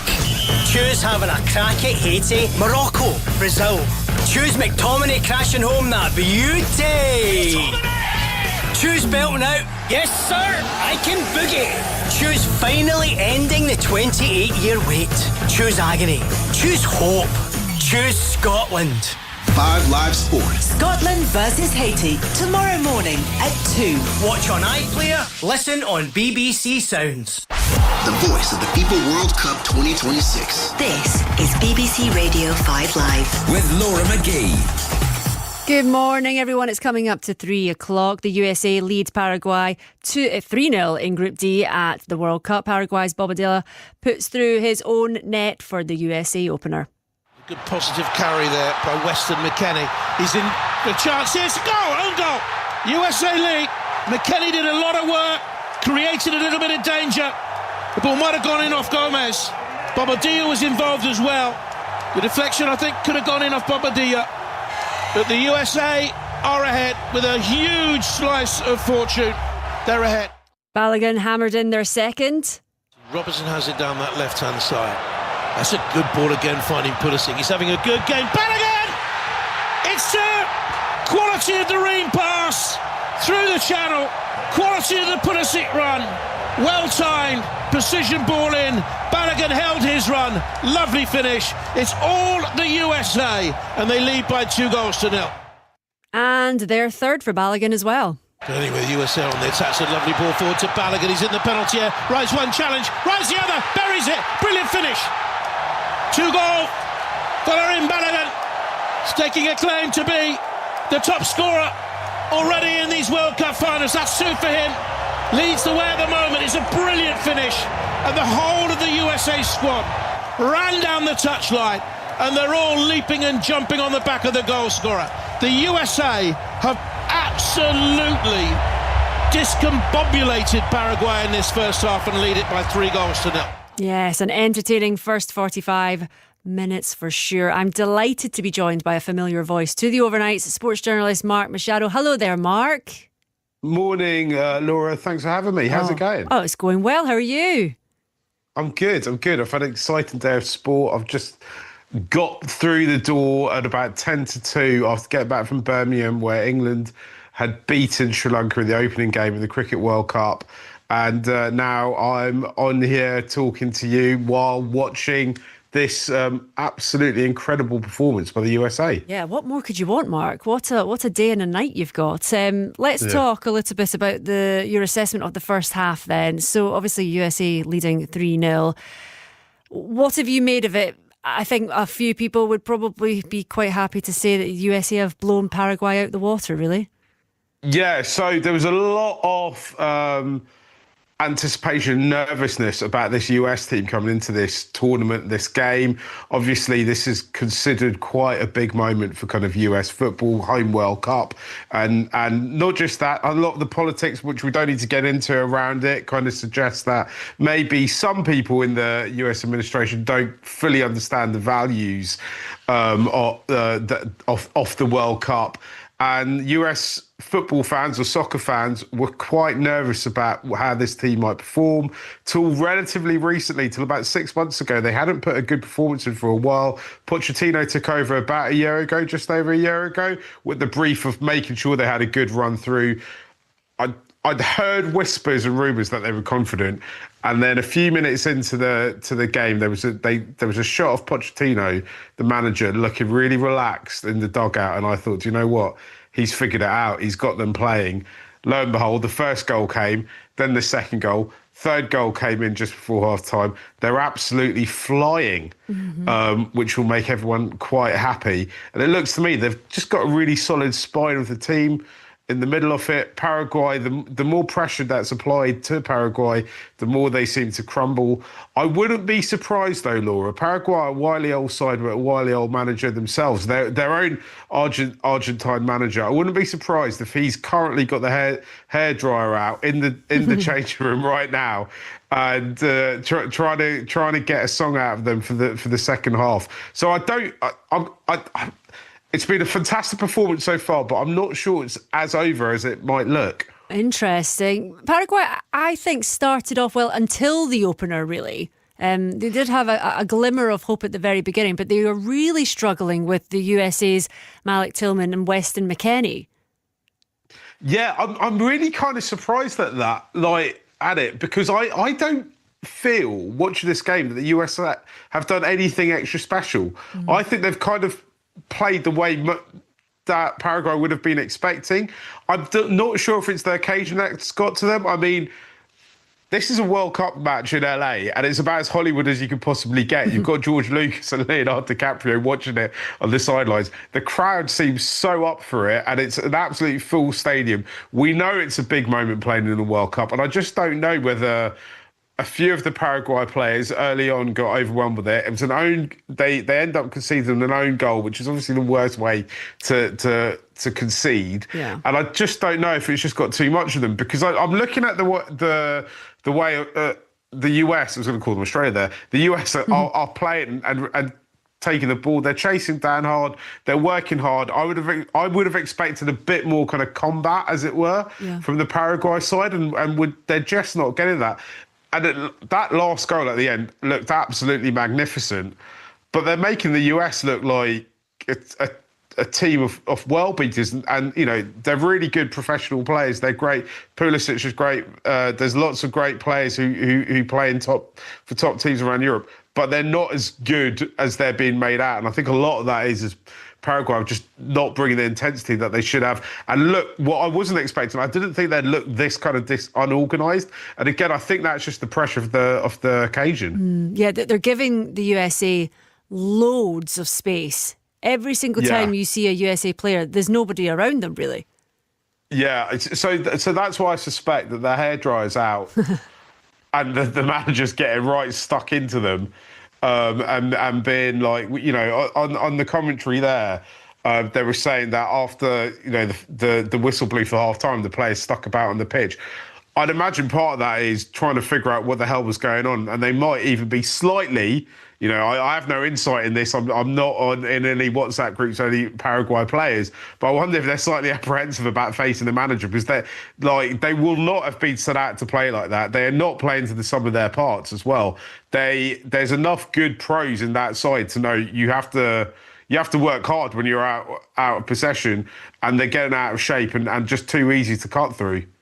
So what then do you think Paraguay need to do to change the momentum of this match? So what adjustments would you expect from the side? So I don't necessarily know whether there'll be any kind of tactical changes, because I suspect what the management might want is a more kind of high intensity approach to it. Actually, it's like it's a World Cup, it's the opening game, there's all to play for. Just go out there and show us something to do. I suspect there'll be a lot of cliches about trying to. Why have you got this shirt on? I suspect, I know, because I know the way that their manager works, Gustavo works, he'll be getting into them and being like, why are you here if you're playing like that? So I think they just need to, I suspect we might see in the first kind of 10 minutes at least, is a lot more intensity and a lot more closing down and trying to give the US team a lot less time on the ball to do stuff when they are out of possession, and just retaining the ball and cycling it around when they are in possession, because it was just getting too open there at the end, and they were almost too lax about it when they were out of possession. So I don't think that there's going to be. I suspect that's what's being addressed in the changing room right now. I don't know whether they'll want to make changes now or more around the kind of closer to the 60-minute mark. Also, if you're going to be real about it, if the US come out and score another goal early on, this match is going to be it's effectively over. Yeah. So at that point, he might just think, let's make wholesale changes and choose 3 or 4 players. The Paraguay players are just making their way back onto the pitch, but we're still waiting for the USA players. And just finally, Mark, just with regards to this USA team with Mauricio Pochettino at the helm, things seem to have clicked a little bit in this match. They'll be looking at this group, I would imagine, and thinking, right, well, we need to top this group. So they've got Australia and Turkey in their group as well as Paraguay. Yeah, so looking at the quality of the squad, you're thinking if they could beat Paraguay like this, Australia shouldn't pose a huge problem, though I suspect Australia would play with a little bit more intensity, be slightly hard to score against. Turkey are the kind of perennial dark horses in any major tournament that they appear in. They've got lots of talented players. They've got lots of play. Everyone's raving about Arda Güler, the youngster at Real Madrid. This could be a big tournament for him in terms of, if he does something, he'll go on and kind of push himself into that kind of world-class bracket that everyone knows about and is talking about. Yeah. This is a huge 3 points, because this is about as close as you get to a kind of group of death with this many teams, and the way the brackets work out with 3 teams qualifying from most sides. Okay. So actually, this is a huge result for the US, because I think the other 2 are potential banana skins for them. OK, thank you very much for your insights. Sports journalist Mark Machado there. Lovely to speak to Mark. Right, well, the USA team has just made its way out onto the pitch, so let's hand you back to our commentary team, Jonathan Pearce and Sue Smith. Thank you very much. Yes, welcome back. Paraguay just about to make a substitution. Mauricio is coming on, and he is replacing Damian Bobadilla, who scored the own goal, and I'll tell you a little bit more about him in just a second. It's an attacking move for them, really. They needed to do something, and they've done it. And there's a USA change as well. USA have brought on Sebastian Berhalter, and they've taken off Christian Pulisic. Now that must be because they're managing minutes. And I didn't see any sign that he had not an injury in that first half. He was brilliant as the USA kick us off and underway, as the Paraguay kick us off and underway, all in blue, kicking from left to right in the second half, 3-0 down. What do you reckon, Sue? Yeah, it's got to be managing minutes, hasn't it? They think that the game's won here because he's been outstanding, and you obviously want to keep your best players fit and available, and it's not a bad replacement to come on. Paraguay obviously had to do something, had to make an attacking substitution, and that's exactly what they've done, but they've got to be better defensively as well. We were watching the goals at half-time back, and there's a lot of poor mistakes defensively and basic errors, really. Got to do better in this second half. Yeah, I think we were just talking about Australia, weren't we, there in the studio? And I think Australia will be a lot more physical than Paraguay. They'll certainly engage, because some of those challenges were ineffective, really. We saw one where he just breezed past Almiron for one of the goals, the first goal. I don't necessarily agree this is a group of death. I think Netherlands, Sweden, Tunisia, Japan is a really tight group. But I take the point that this will be a fantastic victory for the USA if they can keep this going in this second half. It's not that hot in the stadium. They've got this commanding lead and they can build on that now. But as I just say, Berhalter of Vancouver Whitecaps is on, and he has replaced Pulisic, who's having a fine game. Berhalter, the son of Greg, ex-Palace and ex-United States of America coach. And his mother, Roz, was a player as well. She played at the Carolina Tar Heels, which I think Lucy Bronze, if my memory stretches back, I think she was at Carolina, I think, for a while, in the days when the players had to go abroad. Now, of course, the WSL is possibly the strongest league, most competitive league in Europe, especially with London City spending what they are, and you'll hear all that new season, of course, live right here on 5 Live on the BBC network. 3-0 then to the USA. What can Paraguay do to get back into this game? They need to do it, and they need to do it very quick. Mauricio, by the way, plays his football in Brazil at Palmeiras. They're top in Brazil, and he's only played 3 games for his country, all from the bench. 130 minutes I think he's played. Paraguay in possession. Almiron out wide towards the right back, Cáceres. Cross comes into the middle. It's a muddle at the back for USA. They don't clear it. Almiron's shot is then blocked by the heel of his own player, Sanabria, before the USA clear it away towards a competitive Balogun, and he's held back by an argumentative Gustavo Gomez, who throughout the game has been at the referee. It's his 90th cap. He's been around the houses and he's had a tough time. They were pulling each other's shirt. What do you think? Yeah, they were. They were both pulling each other's shirt. I think Gomez has had a really tough time against Balogun, who's been outstanding. He's been electric, hasn't he? He's certainly a player that looks really high in confidence, but he's constantly looking to play in between the defenders on the back shoulder. Chance here for Paraguay to get into the edge of the penalty area. There's a shot that loops beyond the far post because it took a deflection. It's going to be a corner. It was Diego Gomez with the run for Paraguay. It's probably the best we've seen from them, actually, with the run and the shot that was deflected wide, and they have a corner. Yeah, it's actually poor from USA. They give the ball away, and straight away Diego Gomez is breaking forward and wants to have a shot at goal, wants to commit players, and Ream just manages to get the touch, which takes it out for a corner. There'll be plenty of hustle and bustle and bumping and barging in there. The referees are keeping a close eye on that in this tournament. Very ill-tempered affair when these two sides met in November in Pennsylvania. USA won that by 2-1. And here's a shot from the edge of the penalty area that's deflected. It comes through to a Paraguayan player inside that penalty area. It's Big Alderete, but he couldn't quite clear his feet and get the shot away. And the USA now scramble it to the halfway line, where it's worked out to the right here for Paraguay to Juan Jose Cáceres, the right back. Slips a little ball forward. They're trailing by 3 goals now. Almiron trying to get wide of Ream, goes down in stages. Almiron, Ream wags his finger to the referees. He's saying, I didn't touch him. But it's a yellow card for the big defender and a free kick here for Paraguay. I thought Ream was struggling there, Sue, but I don't know what was the contact.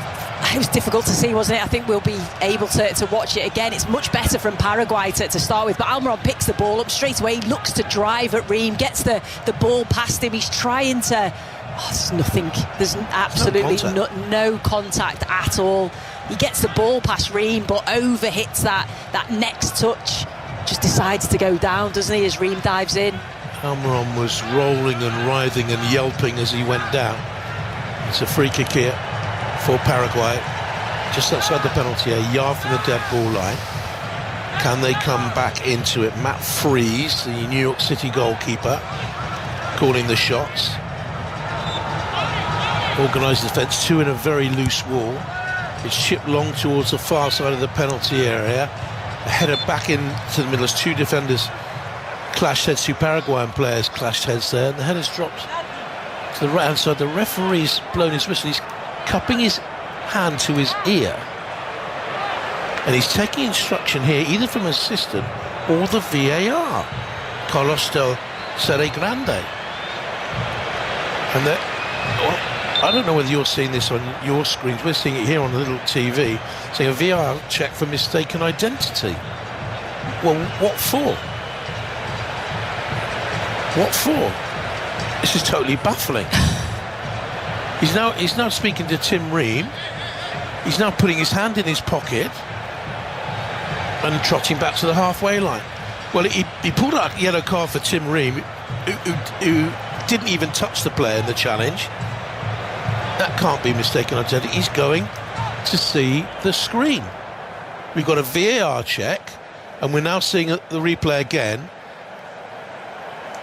I think they're reviewing the yellow card, which I've never seen before. No. And I was not aware that this was going to be in the rule changes here, or the application of the law changes. He's come away from the screen. He's got a red card in his hand. Now he swaps red for yellow, and he pulls a yellow card, I think, for Almiron for diving, and scrubs away is he going to wave away the yellow for Ream? Well, VAR let's listen to the referee. Clearly visible, no contact, simulation by attacker Paraguay, yellow card, free kick. Yes, VAR at this World Cup can intervene, and if the wrong player is punished, can intervene and get it changed. That's one of the changes here in these World Cup finals. If a wrong second yellow can lead to a red card, that's another one. If it's a incorrect corner kick decision, that's another one. Fouls that happen before a set piece reset, that they can change again. But there, he's realised it was a dive by Almiron. It was no contact by Ream, and justice is done. Yeah, it's absolutely the right decision, because we said it, didn't we? We said there's no contact there. Tim Ream, really unfortunate. First of all, it wasn't a foul, but to get a yellow card for it as well. So, yeah, it's correctly overturned. And Almiron should look at himself, because the way he went down, griping and yelping, that's really unseemly. It doesn't help anyone. Once again, by the way, there's empty seats in the stadium. The stadium is a sellout.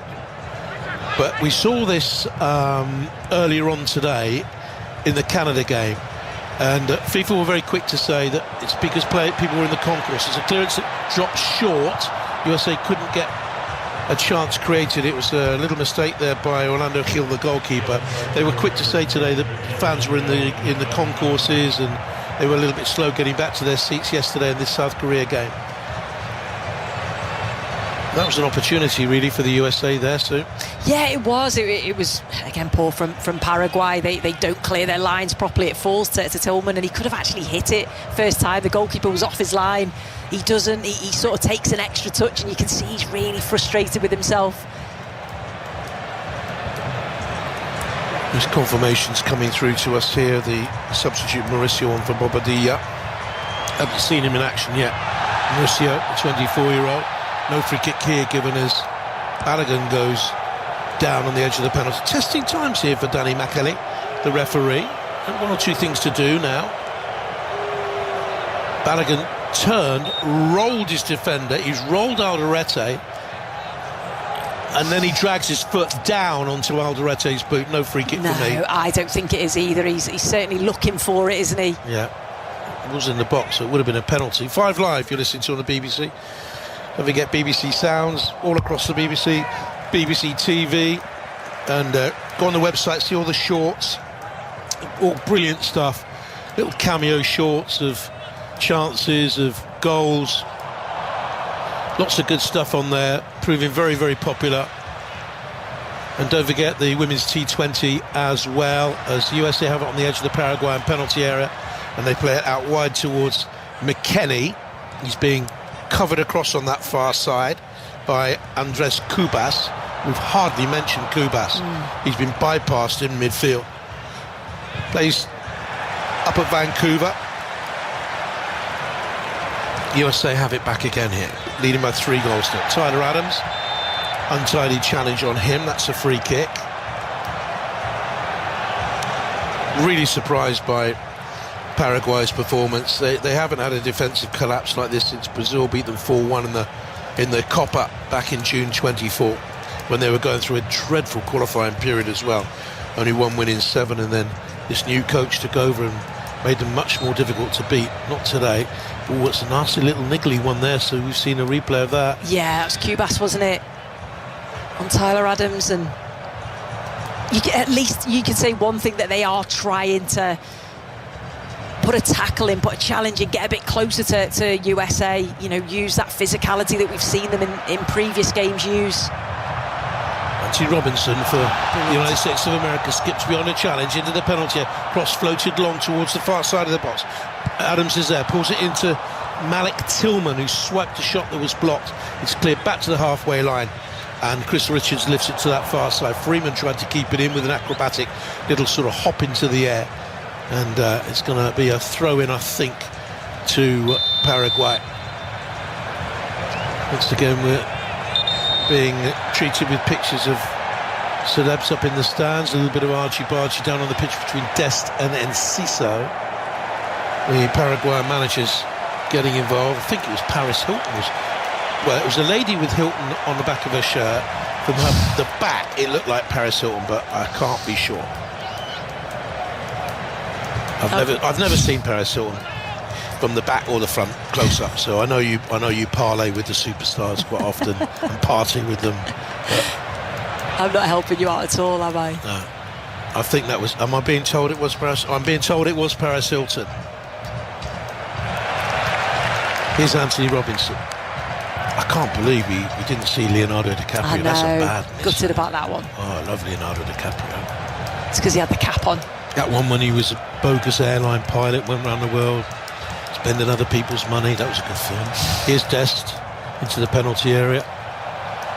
Catch me if you can, that was. They caught Dest there eventually with a little challenge by Junior Alonso, one of the hard-pressed fullbacks. It's going to be a corner kick to the USA as they lead by 3-0. He's got lovely quick feet though, Dest, hasn't he? You know, think, is he going to cut inside? Is he going to go outside? He can just shift the ball so quickly from left to right. Good season with PSV. They won the championship, they won the Dutch Super Cup. And a good season for assists, 8 assists, couple of goals as well. Good player. Still only 25, maybe another couple of World Cups in him. In comes across from Robinson, partially cleared away. Enciso spoons it 10 yards outside his own penalty area. Paraguay very slow to come out. They have possession in the right side position. Mauricio it was there. He was pushed off it. It's going to be a free kick and a yellow for that challenge by Adams. It's a foul. Yeah, at first look at it, it's very harsh, yellow card. He's just a little bit late and just sort of bundles into him. It's just a foul. Picks himself up, groans a little bit, Mauricio. Changed allegiance to Paraguay in February. His grandma's Paraguayan, and he's learning the two languages. He's learning Spanish and he's learning Guarani, the old language of Paraguay. They can't get going at all. That's just levered away by Omar Alderete. I've rarely seen him play as uncomfortably. Throw to the USA, leading 3-0, halfway line, far side. They work it back across the back line. Here's Tim Ream. Deserving player, finds Chris Richards, fine player. Runner-up in the Gold Cup last summer. And they looked as if they were going to go on and win that. They were well beaten in the end by Mexico. They got a chance to get a cross in here into the penalty area. Tillman hanging deep on the edge of the penalty area, brings it down. Robinson's outside, a little nudge ball into the excellent Balogun. Comes back out to Tillman as a foot in on him. He goes rolling forward. But nothing doing here for the USA. I think the referee might have given a free kick here for Balogun's foot in. Oh, goodness me. Had he not, I think he's given it here for Balogun's challenge, hasn't he? I think otherwise it has to initially, be a penalty. Yeah, I think initially that's what he's given it for, because that could have been a penalty.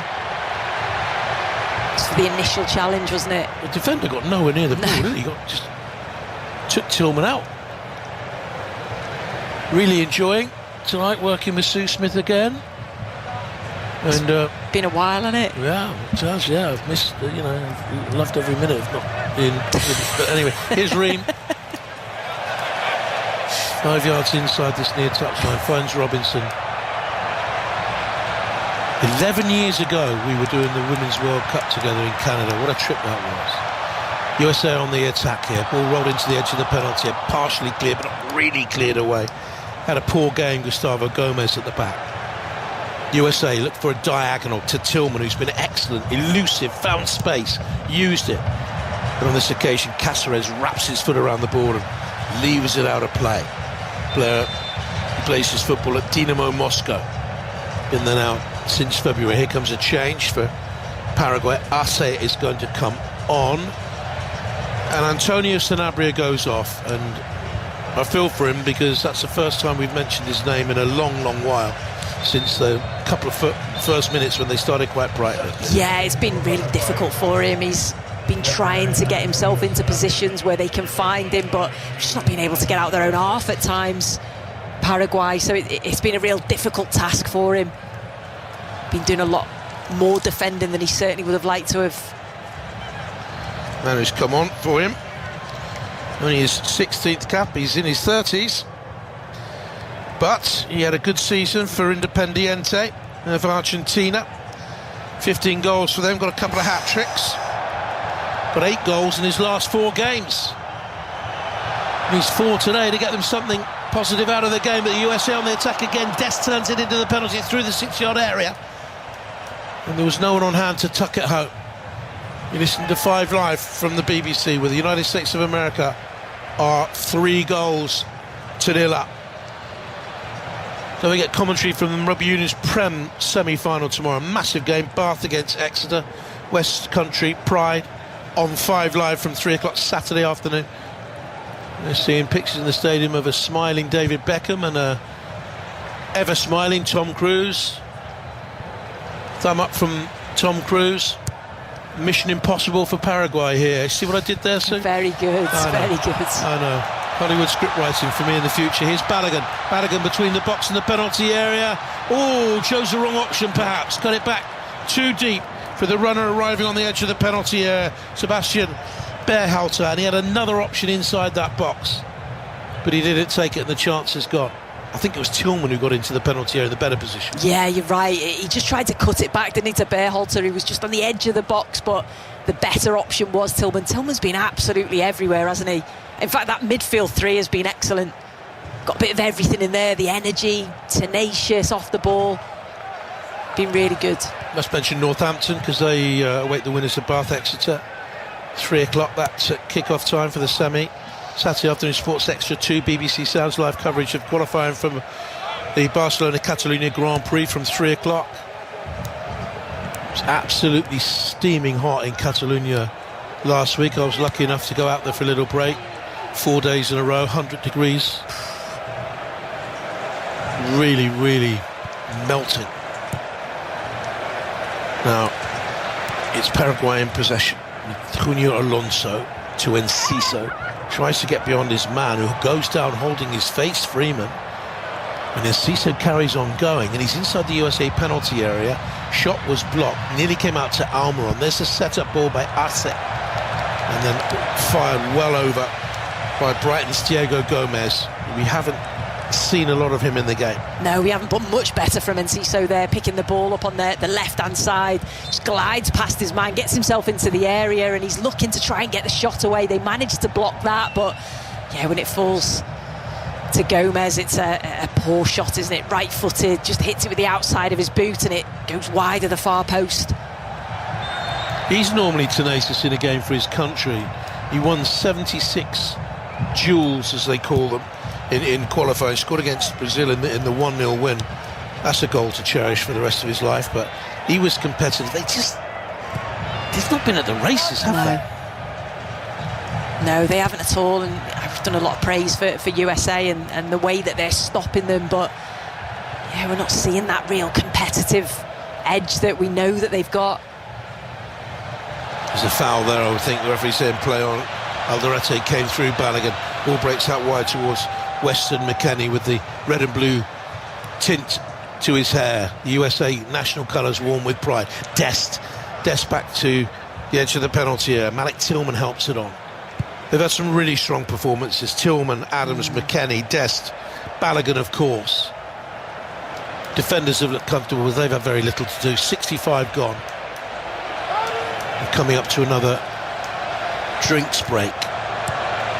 And it's eased out on an angle to the right-hand touchline, where McKennie stood in 5 yards of space. They're still holding off him. There's a runner got in behind.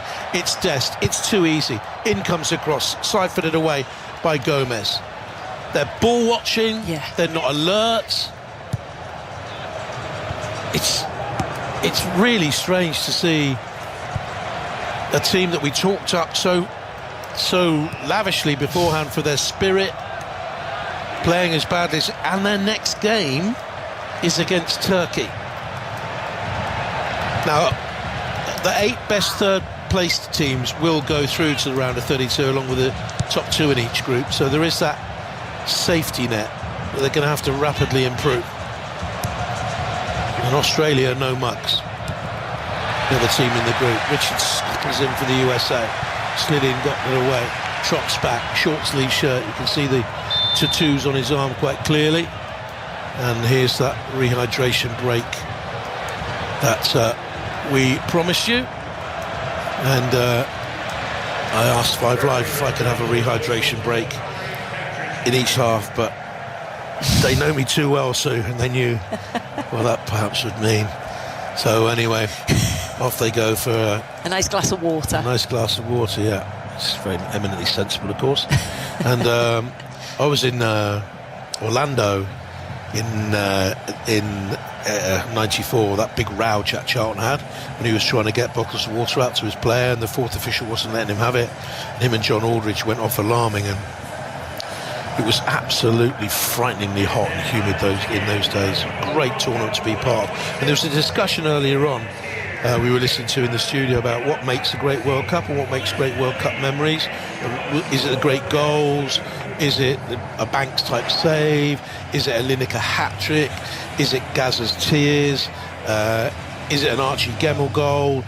For me, it's the interaction between the fans. And I remember that Florida, I think they call it Station Street or something in the middle of Florida. It's a tourist attraction, there's bars and stuff, it's all in a mock-up street. And the Dutch were there, the Irish were there. It was just brilliant to be part of, you know. And that's what it's all been about for me over the years.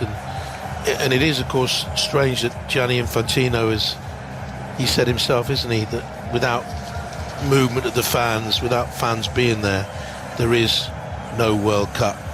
And I think the quote was, it's obvious when it comes to FIFA competitions, any team, including the supporters and officials of that team who qualified for a World Cup, need to have access to the country. Otherwise there is no World Cup. Otherwise it'll come back to haunt him a little bit. But yeah, it's that. It's just, you know, wonderful. There used to be a bit more of an innocence about it. I'd say it changed to Germany 2006, a bit of a sea change there. Russia we were all used for Russia, you know, for political purposes, and were sucked into it. I loved it. I loved being there. And Brazil was fantastic. In more recent years, Qatar I didn't enjoy, I have to admit. I didn't enjoy being there for all sorts of reasons, but this is a strange one. This is a strange one. But the fans are here. We're just seeing a cutaway there. I think it was an Argentine flag being lifted up into the air. I've seen New Zealand flags in the stadium here today. It's a right old melting pot of football passions, as it should be. And the referee's just waiting here for the official get-go, and we've got green light to go after the drinks break. 3-0 to the USA.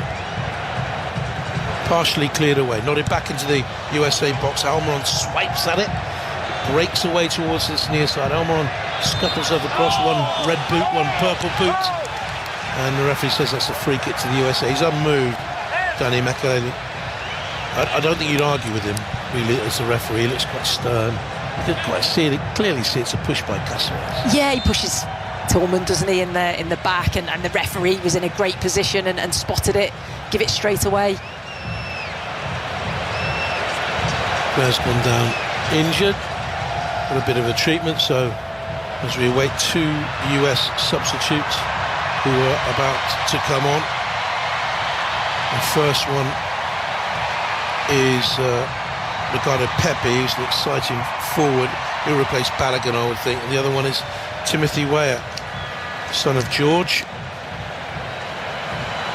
He's a striker, so 2 strikers coming on as they look for more goals. I'm looking forward to seeing Pepe.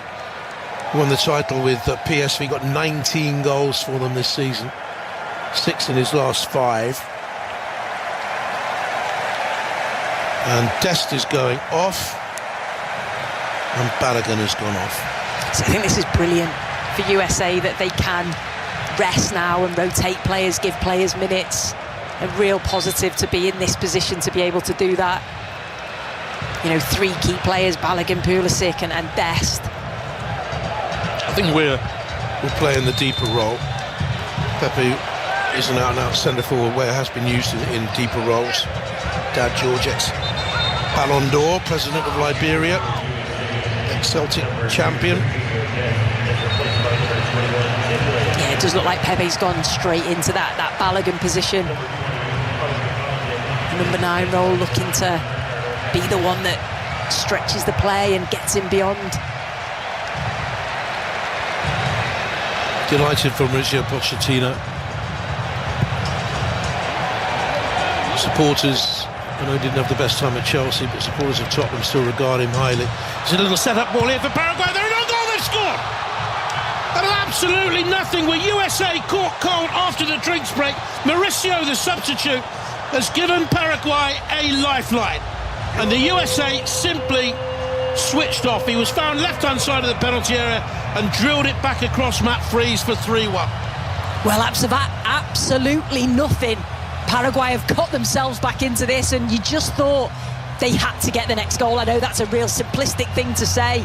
USA will be really disappointed with defending. It's a long ball from the goalkeeper. They win their first header. Almiron then just gets a little touch to Enciso, who centrally finds Mauricio on that left-hand side. The substitute does so well. Enciso sees him and just left-footed, just plays it across the goalkeeper into that far corner. But like you said, USA switched off. I don't think they got going after the drinks break. That's an interesting thing to ponder now as the tournament goes on. Is that intrusive to the game? Does it break concentration? You tell me so. It's obviously needed, isn't it, when the temperatures are so high. But yeah, that's a thing for the players to really focus on, really make sure that when they're having that drinks break, it's, you know, you continue with their flow, but it's bound to... Oh, it's a chance for USA. It's a terrible mistake given away. Tillman on the penalty spot. Should have scored. Shoots straight at Orlando Hill. Big opportunity for a 4th. Oh, he's got to score, Tillman, hasn't he? He's in a brilliant position, 1v1, centre of the goal. Just hits it straight at the goalkeeper either side. They're back in it. Are they? 3-1 down. Glimmer of a hope with some 16 minutes to go plus, and the 24-year-old from Sao Paulo only qualified to play for Paraguay in February gives them their first goal of these finals, and that will pep them up a bit. Good luck, by the way, to Katie Bolter and Emma Raducanu in the Queen's quarterfinals, weather permitting. You can watch all the action on BBC iPlayer. Back it goes then to Orlando Hill. Saturday afternoon. I'm calling it Saturday because I can't work out the days of the week because of the time differences. It's too much for my little brain to deal with. Here's Robinson between the penalty box and the touchline. Rolled back here. And they're well in command of the situation. Again, the USA, all of a sudden, Sebastian Berhalter has it. Back to Tim Ream. Haven't pressurised Ream at all.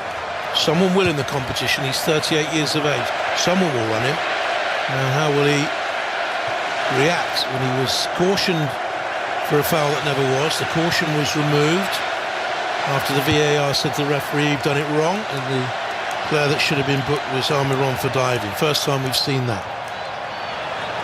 Here's Freeze. Now, I think a lot of fans and players will welcome that, that sort of a rule change. Yeah, we don't like to see diving like that, do we? And, it was so obvious. You want to see players punished for that.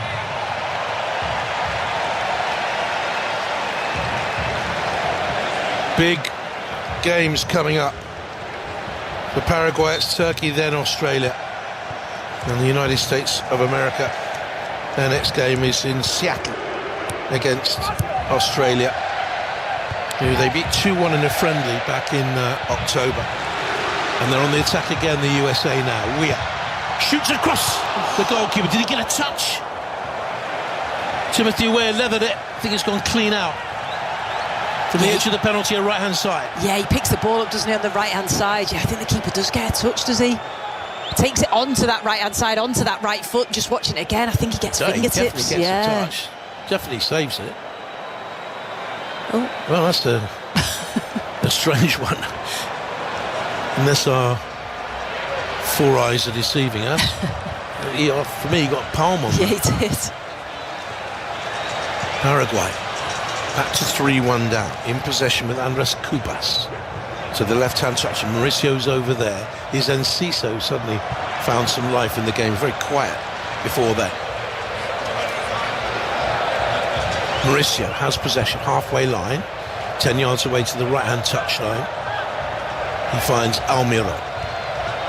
Really influential in qualifying, Almiron, but we've not seen the best of him today. They're going to make two changes here. Look. Yeah, I think with all the attacking players, we've just seen glimpses, haven't we, of them?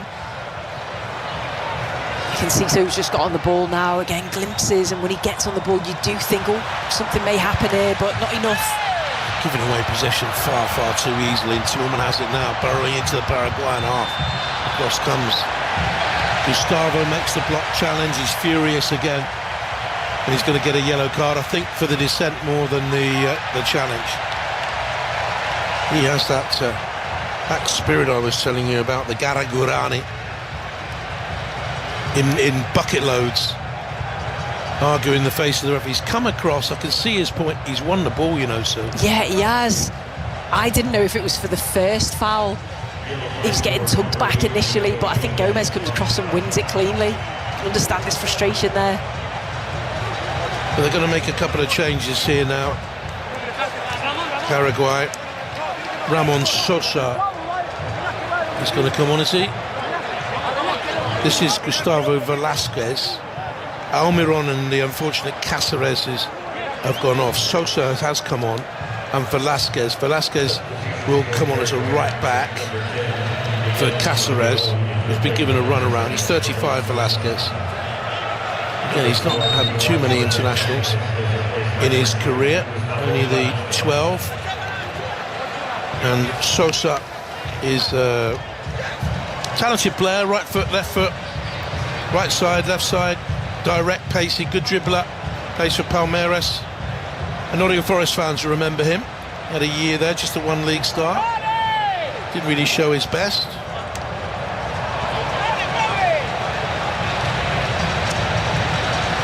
What are we waiting for now? Another substitution, I think.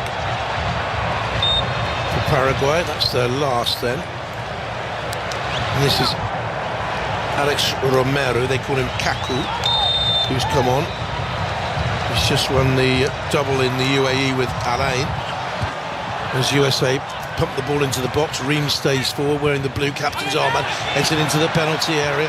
Opportunity perhaps for Ricardo Pepi to do something with it as he chases down on the defender, wins it back, turns it to the edge of the penalty area. And Paraguay clear it away. Only for USA to hustle. Harry, get it back. Tillman between the touchline, near side and the penalty area. Two men on him. One of them is Velasquez, and it's gone out of play for a goal kick. Substitution for Paraguay. Number 8, Diego Gomez. 3-1 the scoreline. Alejandro Romero Gamarra. USA going to make another substitution. Alex Kaku Romero Gamarra is the man who's come on wearing 17 for them. And then he went off was Diego Gomez. So they've made all their changes. And here comes the United States of America's next one.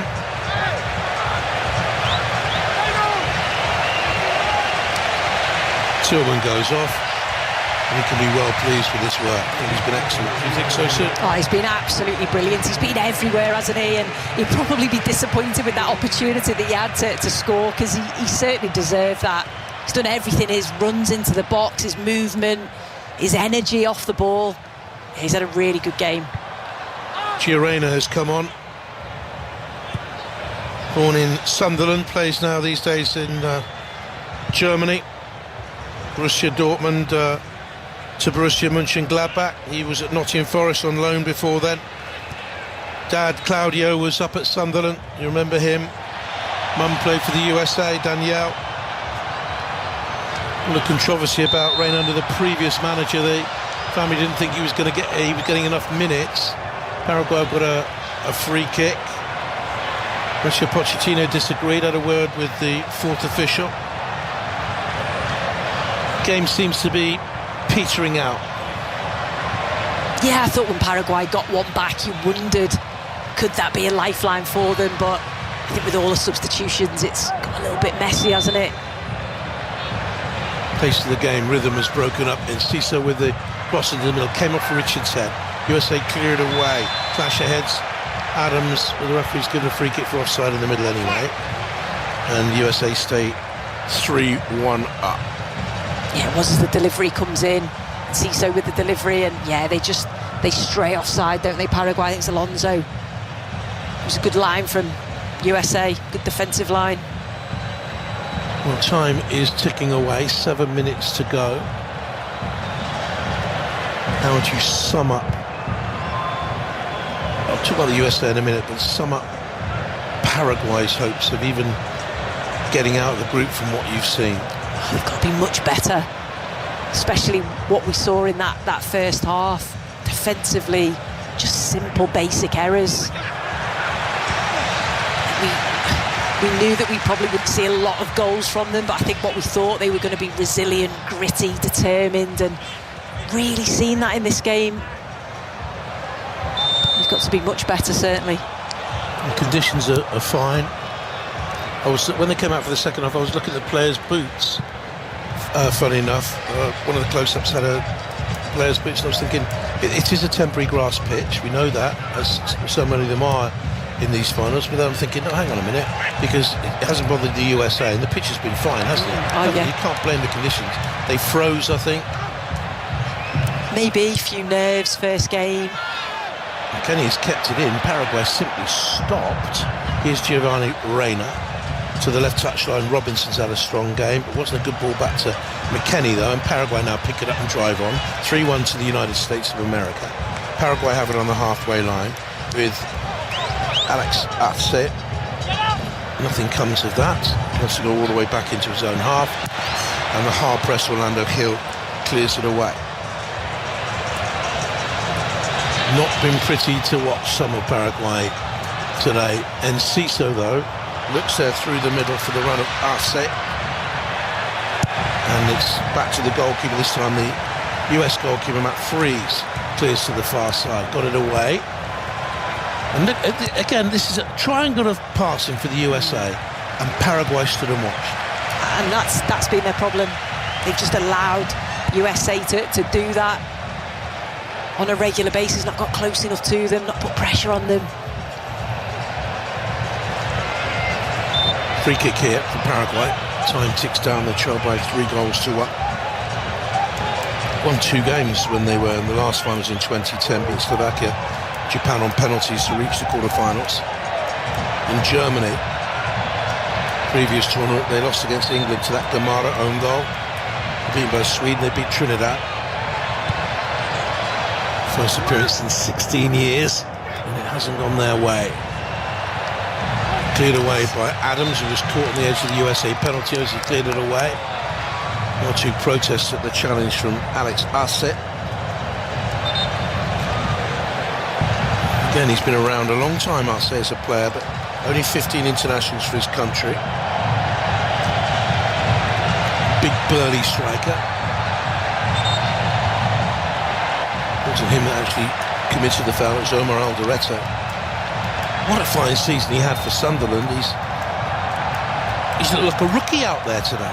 Yeah, he's struggled a little bit, but as have a lot of the Paraguay team, and especially that back line. Not really seen the quality that we've seen from him in the Premier League.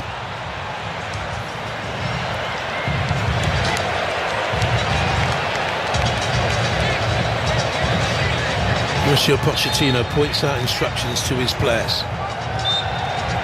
After this tournament's over, where will he be? Will he be back to the Premier League? There would be suitors. Will he be back to a top European club? I guess so much depends on the next 2 weeks. USA have it. Berhalter. Back then to Chris Richards, across the line of his defence. Here's Freeman, who looked to be foul. Referee says no, carry on. The ball is dug out by Berhalter, a bit scrappy in the centre circle. Now the whistle does blow for a foul challenge on Giovanni Reina. And another yellow's being pulled out here. It's got very scrappy now, hasn't it? Yellow for Alex Arset. Much travel through South American club football. A 30-year-old. Certainly caught his man. His last goal for his country came against the USA.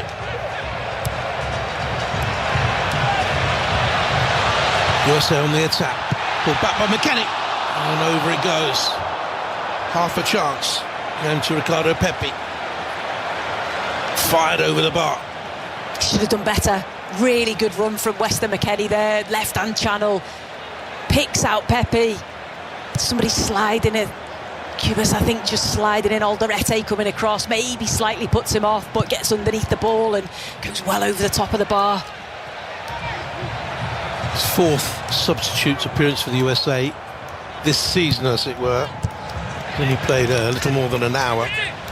He's only capped in 19 months. Free kick here to Paraguay on the far side.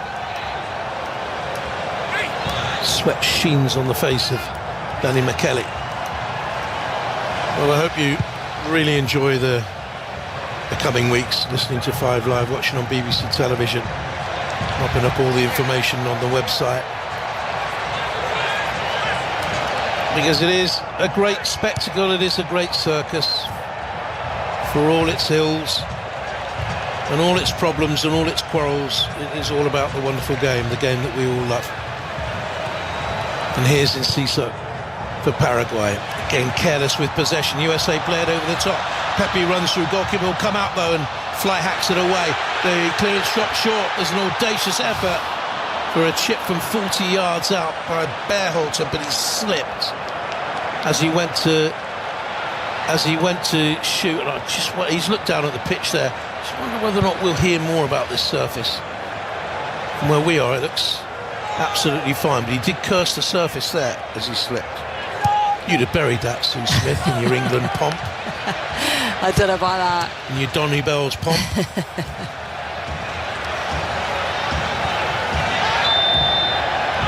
Oh, goodness me, so it's a free kick here. It's gone dreadfully niggly. 7 minutes of stoppage time to go. USA 3, Paraguay 1. Just got clipped there, De Gea Reina. Mr. Pochettino has gone down the line, pointing theatrically towards the referee or towards one of the Paraguayan players.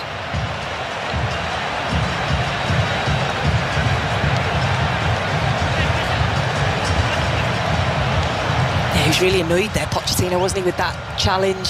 He thought it was unnecessary. It was a little bit high into the calf of Reina.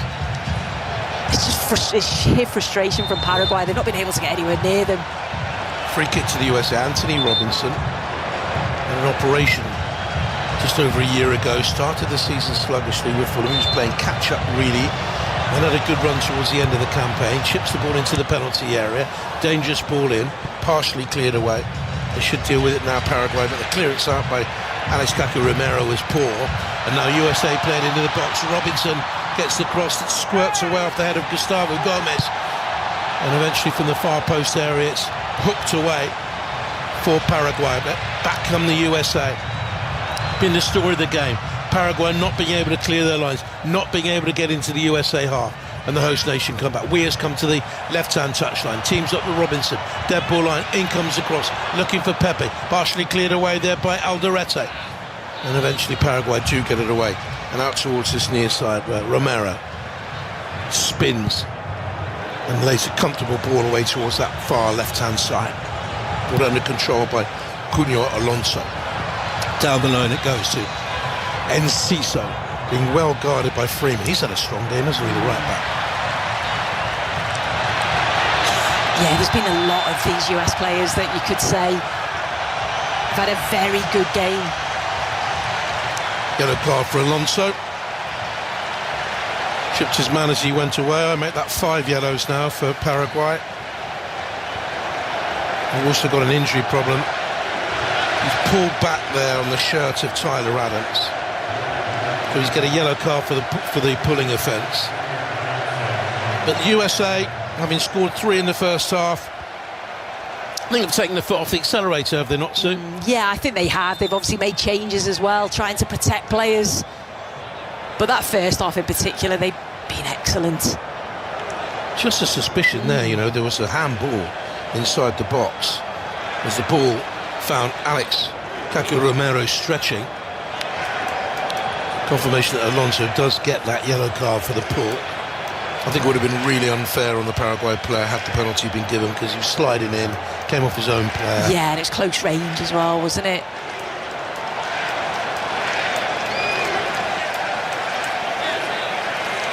This is a mightily impressive stadium. It's been an impressive own performance. And Sue's groaning because they're just about to address what looks like a dislocated shoulder for Andreas Cubas on the pitch. And if you've ever I've had that done twice to fingers, dislocated fingers done on a pitch. That's painful enough, but he looked as if they were bracing his arm to put his shoulder back in.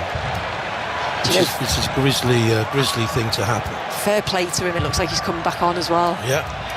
Another free kick conceded by Paraguay. And he's a little bit silly here to get involved. Romero trying to pick up the USA player. It was Bearhalter, he clipped as he tumbled. So it's going to be a free kick then. They lead by 3-1. The half has petered away. We're 4 minutes into 7 minutes of stoppage time. But it's been a very good couple of days for the host nations. Mexico winning yesterday against a poor South Africa side. And then Canada, impressive, deserving in the end the 1-1 draw against Bosnia. And the USA here roaring into a 3-0 first half lead. 3-1 it is. Cubas is back on the field of play, having had his shoulder put back into place. Here's Tyler Adams. Caps a really good season for his club Bournemouth by being in the World Cup. Missed 4 months with back and knee problems. Had his problems with them since he joined from Leeds. But he's here playing for his country in a World Cup final. Reed, left-footed, plants it forward. Haven't seen that ball in the second half, Sue. Saw a lot of it in the first, didn't we? Yeah, I think Paraguay have sorted that out as well. They've not allowed them to do it as much. Try and bring it away. Paraguay caught in possession. Here's Weah, square ball out towards the right-hand side, and Alex Freeman, halfway inside the Paraguay half. Discretion's the better part of valor, pulls it back into his own half. United States of America playing keep the ball, you win the game. Robinson down the line, the run from McKennie, who's been excellent throughout, pokes the cross in and away by Alderete. So So unlucky there from USA. Again, brilliant play. Robinson picking the ball up on the left-hand side, and it's just a nice dinked pass to McKennie, who's constantly been making those runs forward, hasn't he? He just couldn't find the delivery into the box, couldn't pick out a player. Robinson's throw, tucked back out to him by Rainey. He'll scamper in the gap between two defenders. As he cuts it back, Paraguay will get it away. They swamp their own box. The defenders, Weir from distance tries a shot. It's blocked and cleared away towards the far side. They get 8, 9, 10 defenders back in and around their own penalty area, but so many of them ball watch. It's like they're back in a shape, but they're not actually affecting anything. Room for the USA. Comfortable in possession. McKennie just drags the ball away from a half-hearted Romero challenge. And USA keeping possession, managing the game out very, very well. And this will be a bright, bright start for them. And this will blow away a few of the doom and gloom clouds that have hung over this competition. And they'll go to Seattle for the June the 19th meeting with Australia in fine fettle. 3 points could get you through as one of the best third-place teams. 4 points almost certainly. 4 points would be enough, I think. Here's Weir. Square to the edge of the D. Pepe coming deep. Back to him. Weir to the right corner of the penalty area. Takes it back again. This time they bypass Weir. Reina tries to poke it. Pokes it brilliantly. Outside of the boot. And the USA have a fourth. They've been brilliant in this game. Superb in the first half. Driving into the 3-0 lead. More conservative in the second. But they get their fourth goal. And it was an audacious piece of skill as he picked the ball up on the edge of the penalty area and he poked it with the outside of his foot beyond a bemused Orlando Gil in that Paraguay goal. Oh, it's a brilliant finish. I'm just watching it again. It's good play on the right-hand side, little combination play, and then it falls to Reina, just on the edge of the box. No Paraguayan defender closes him down. Just uses the outside of his right boot and just curls it into that corner. Keeper's at full stretch, can't get anywhere near it. Oh, it's a lovely finish. What a goal that is from the substitute. He's accompanied on the pitch every time he plays by his little brother Jack, who he lost when he was 9 to cancer, but he's always with him, he says.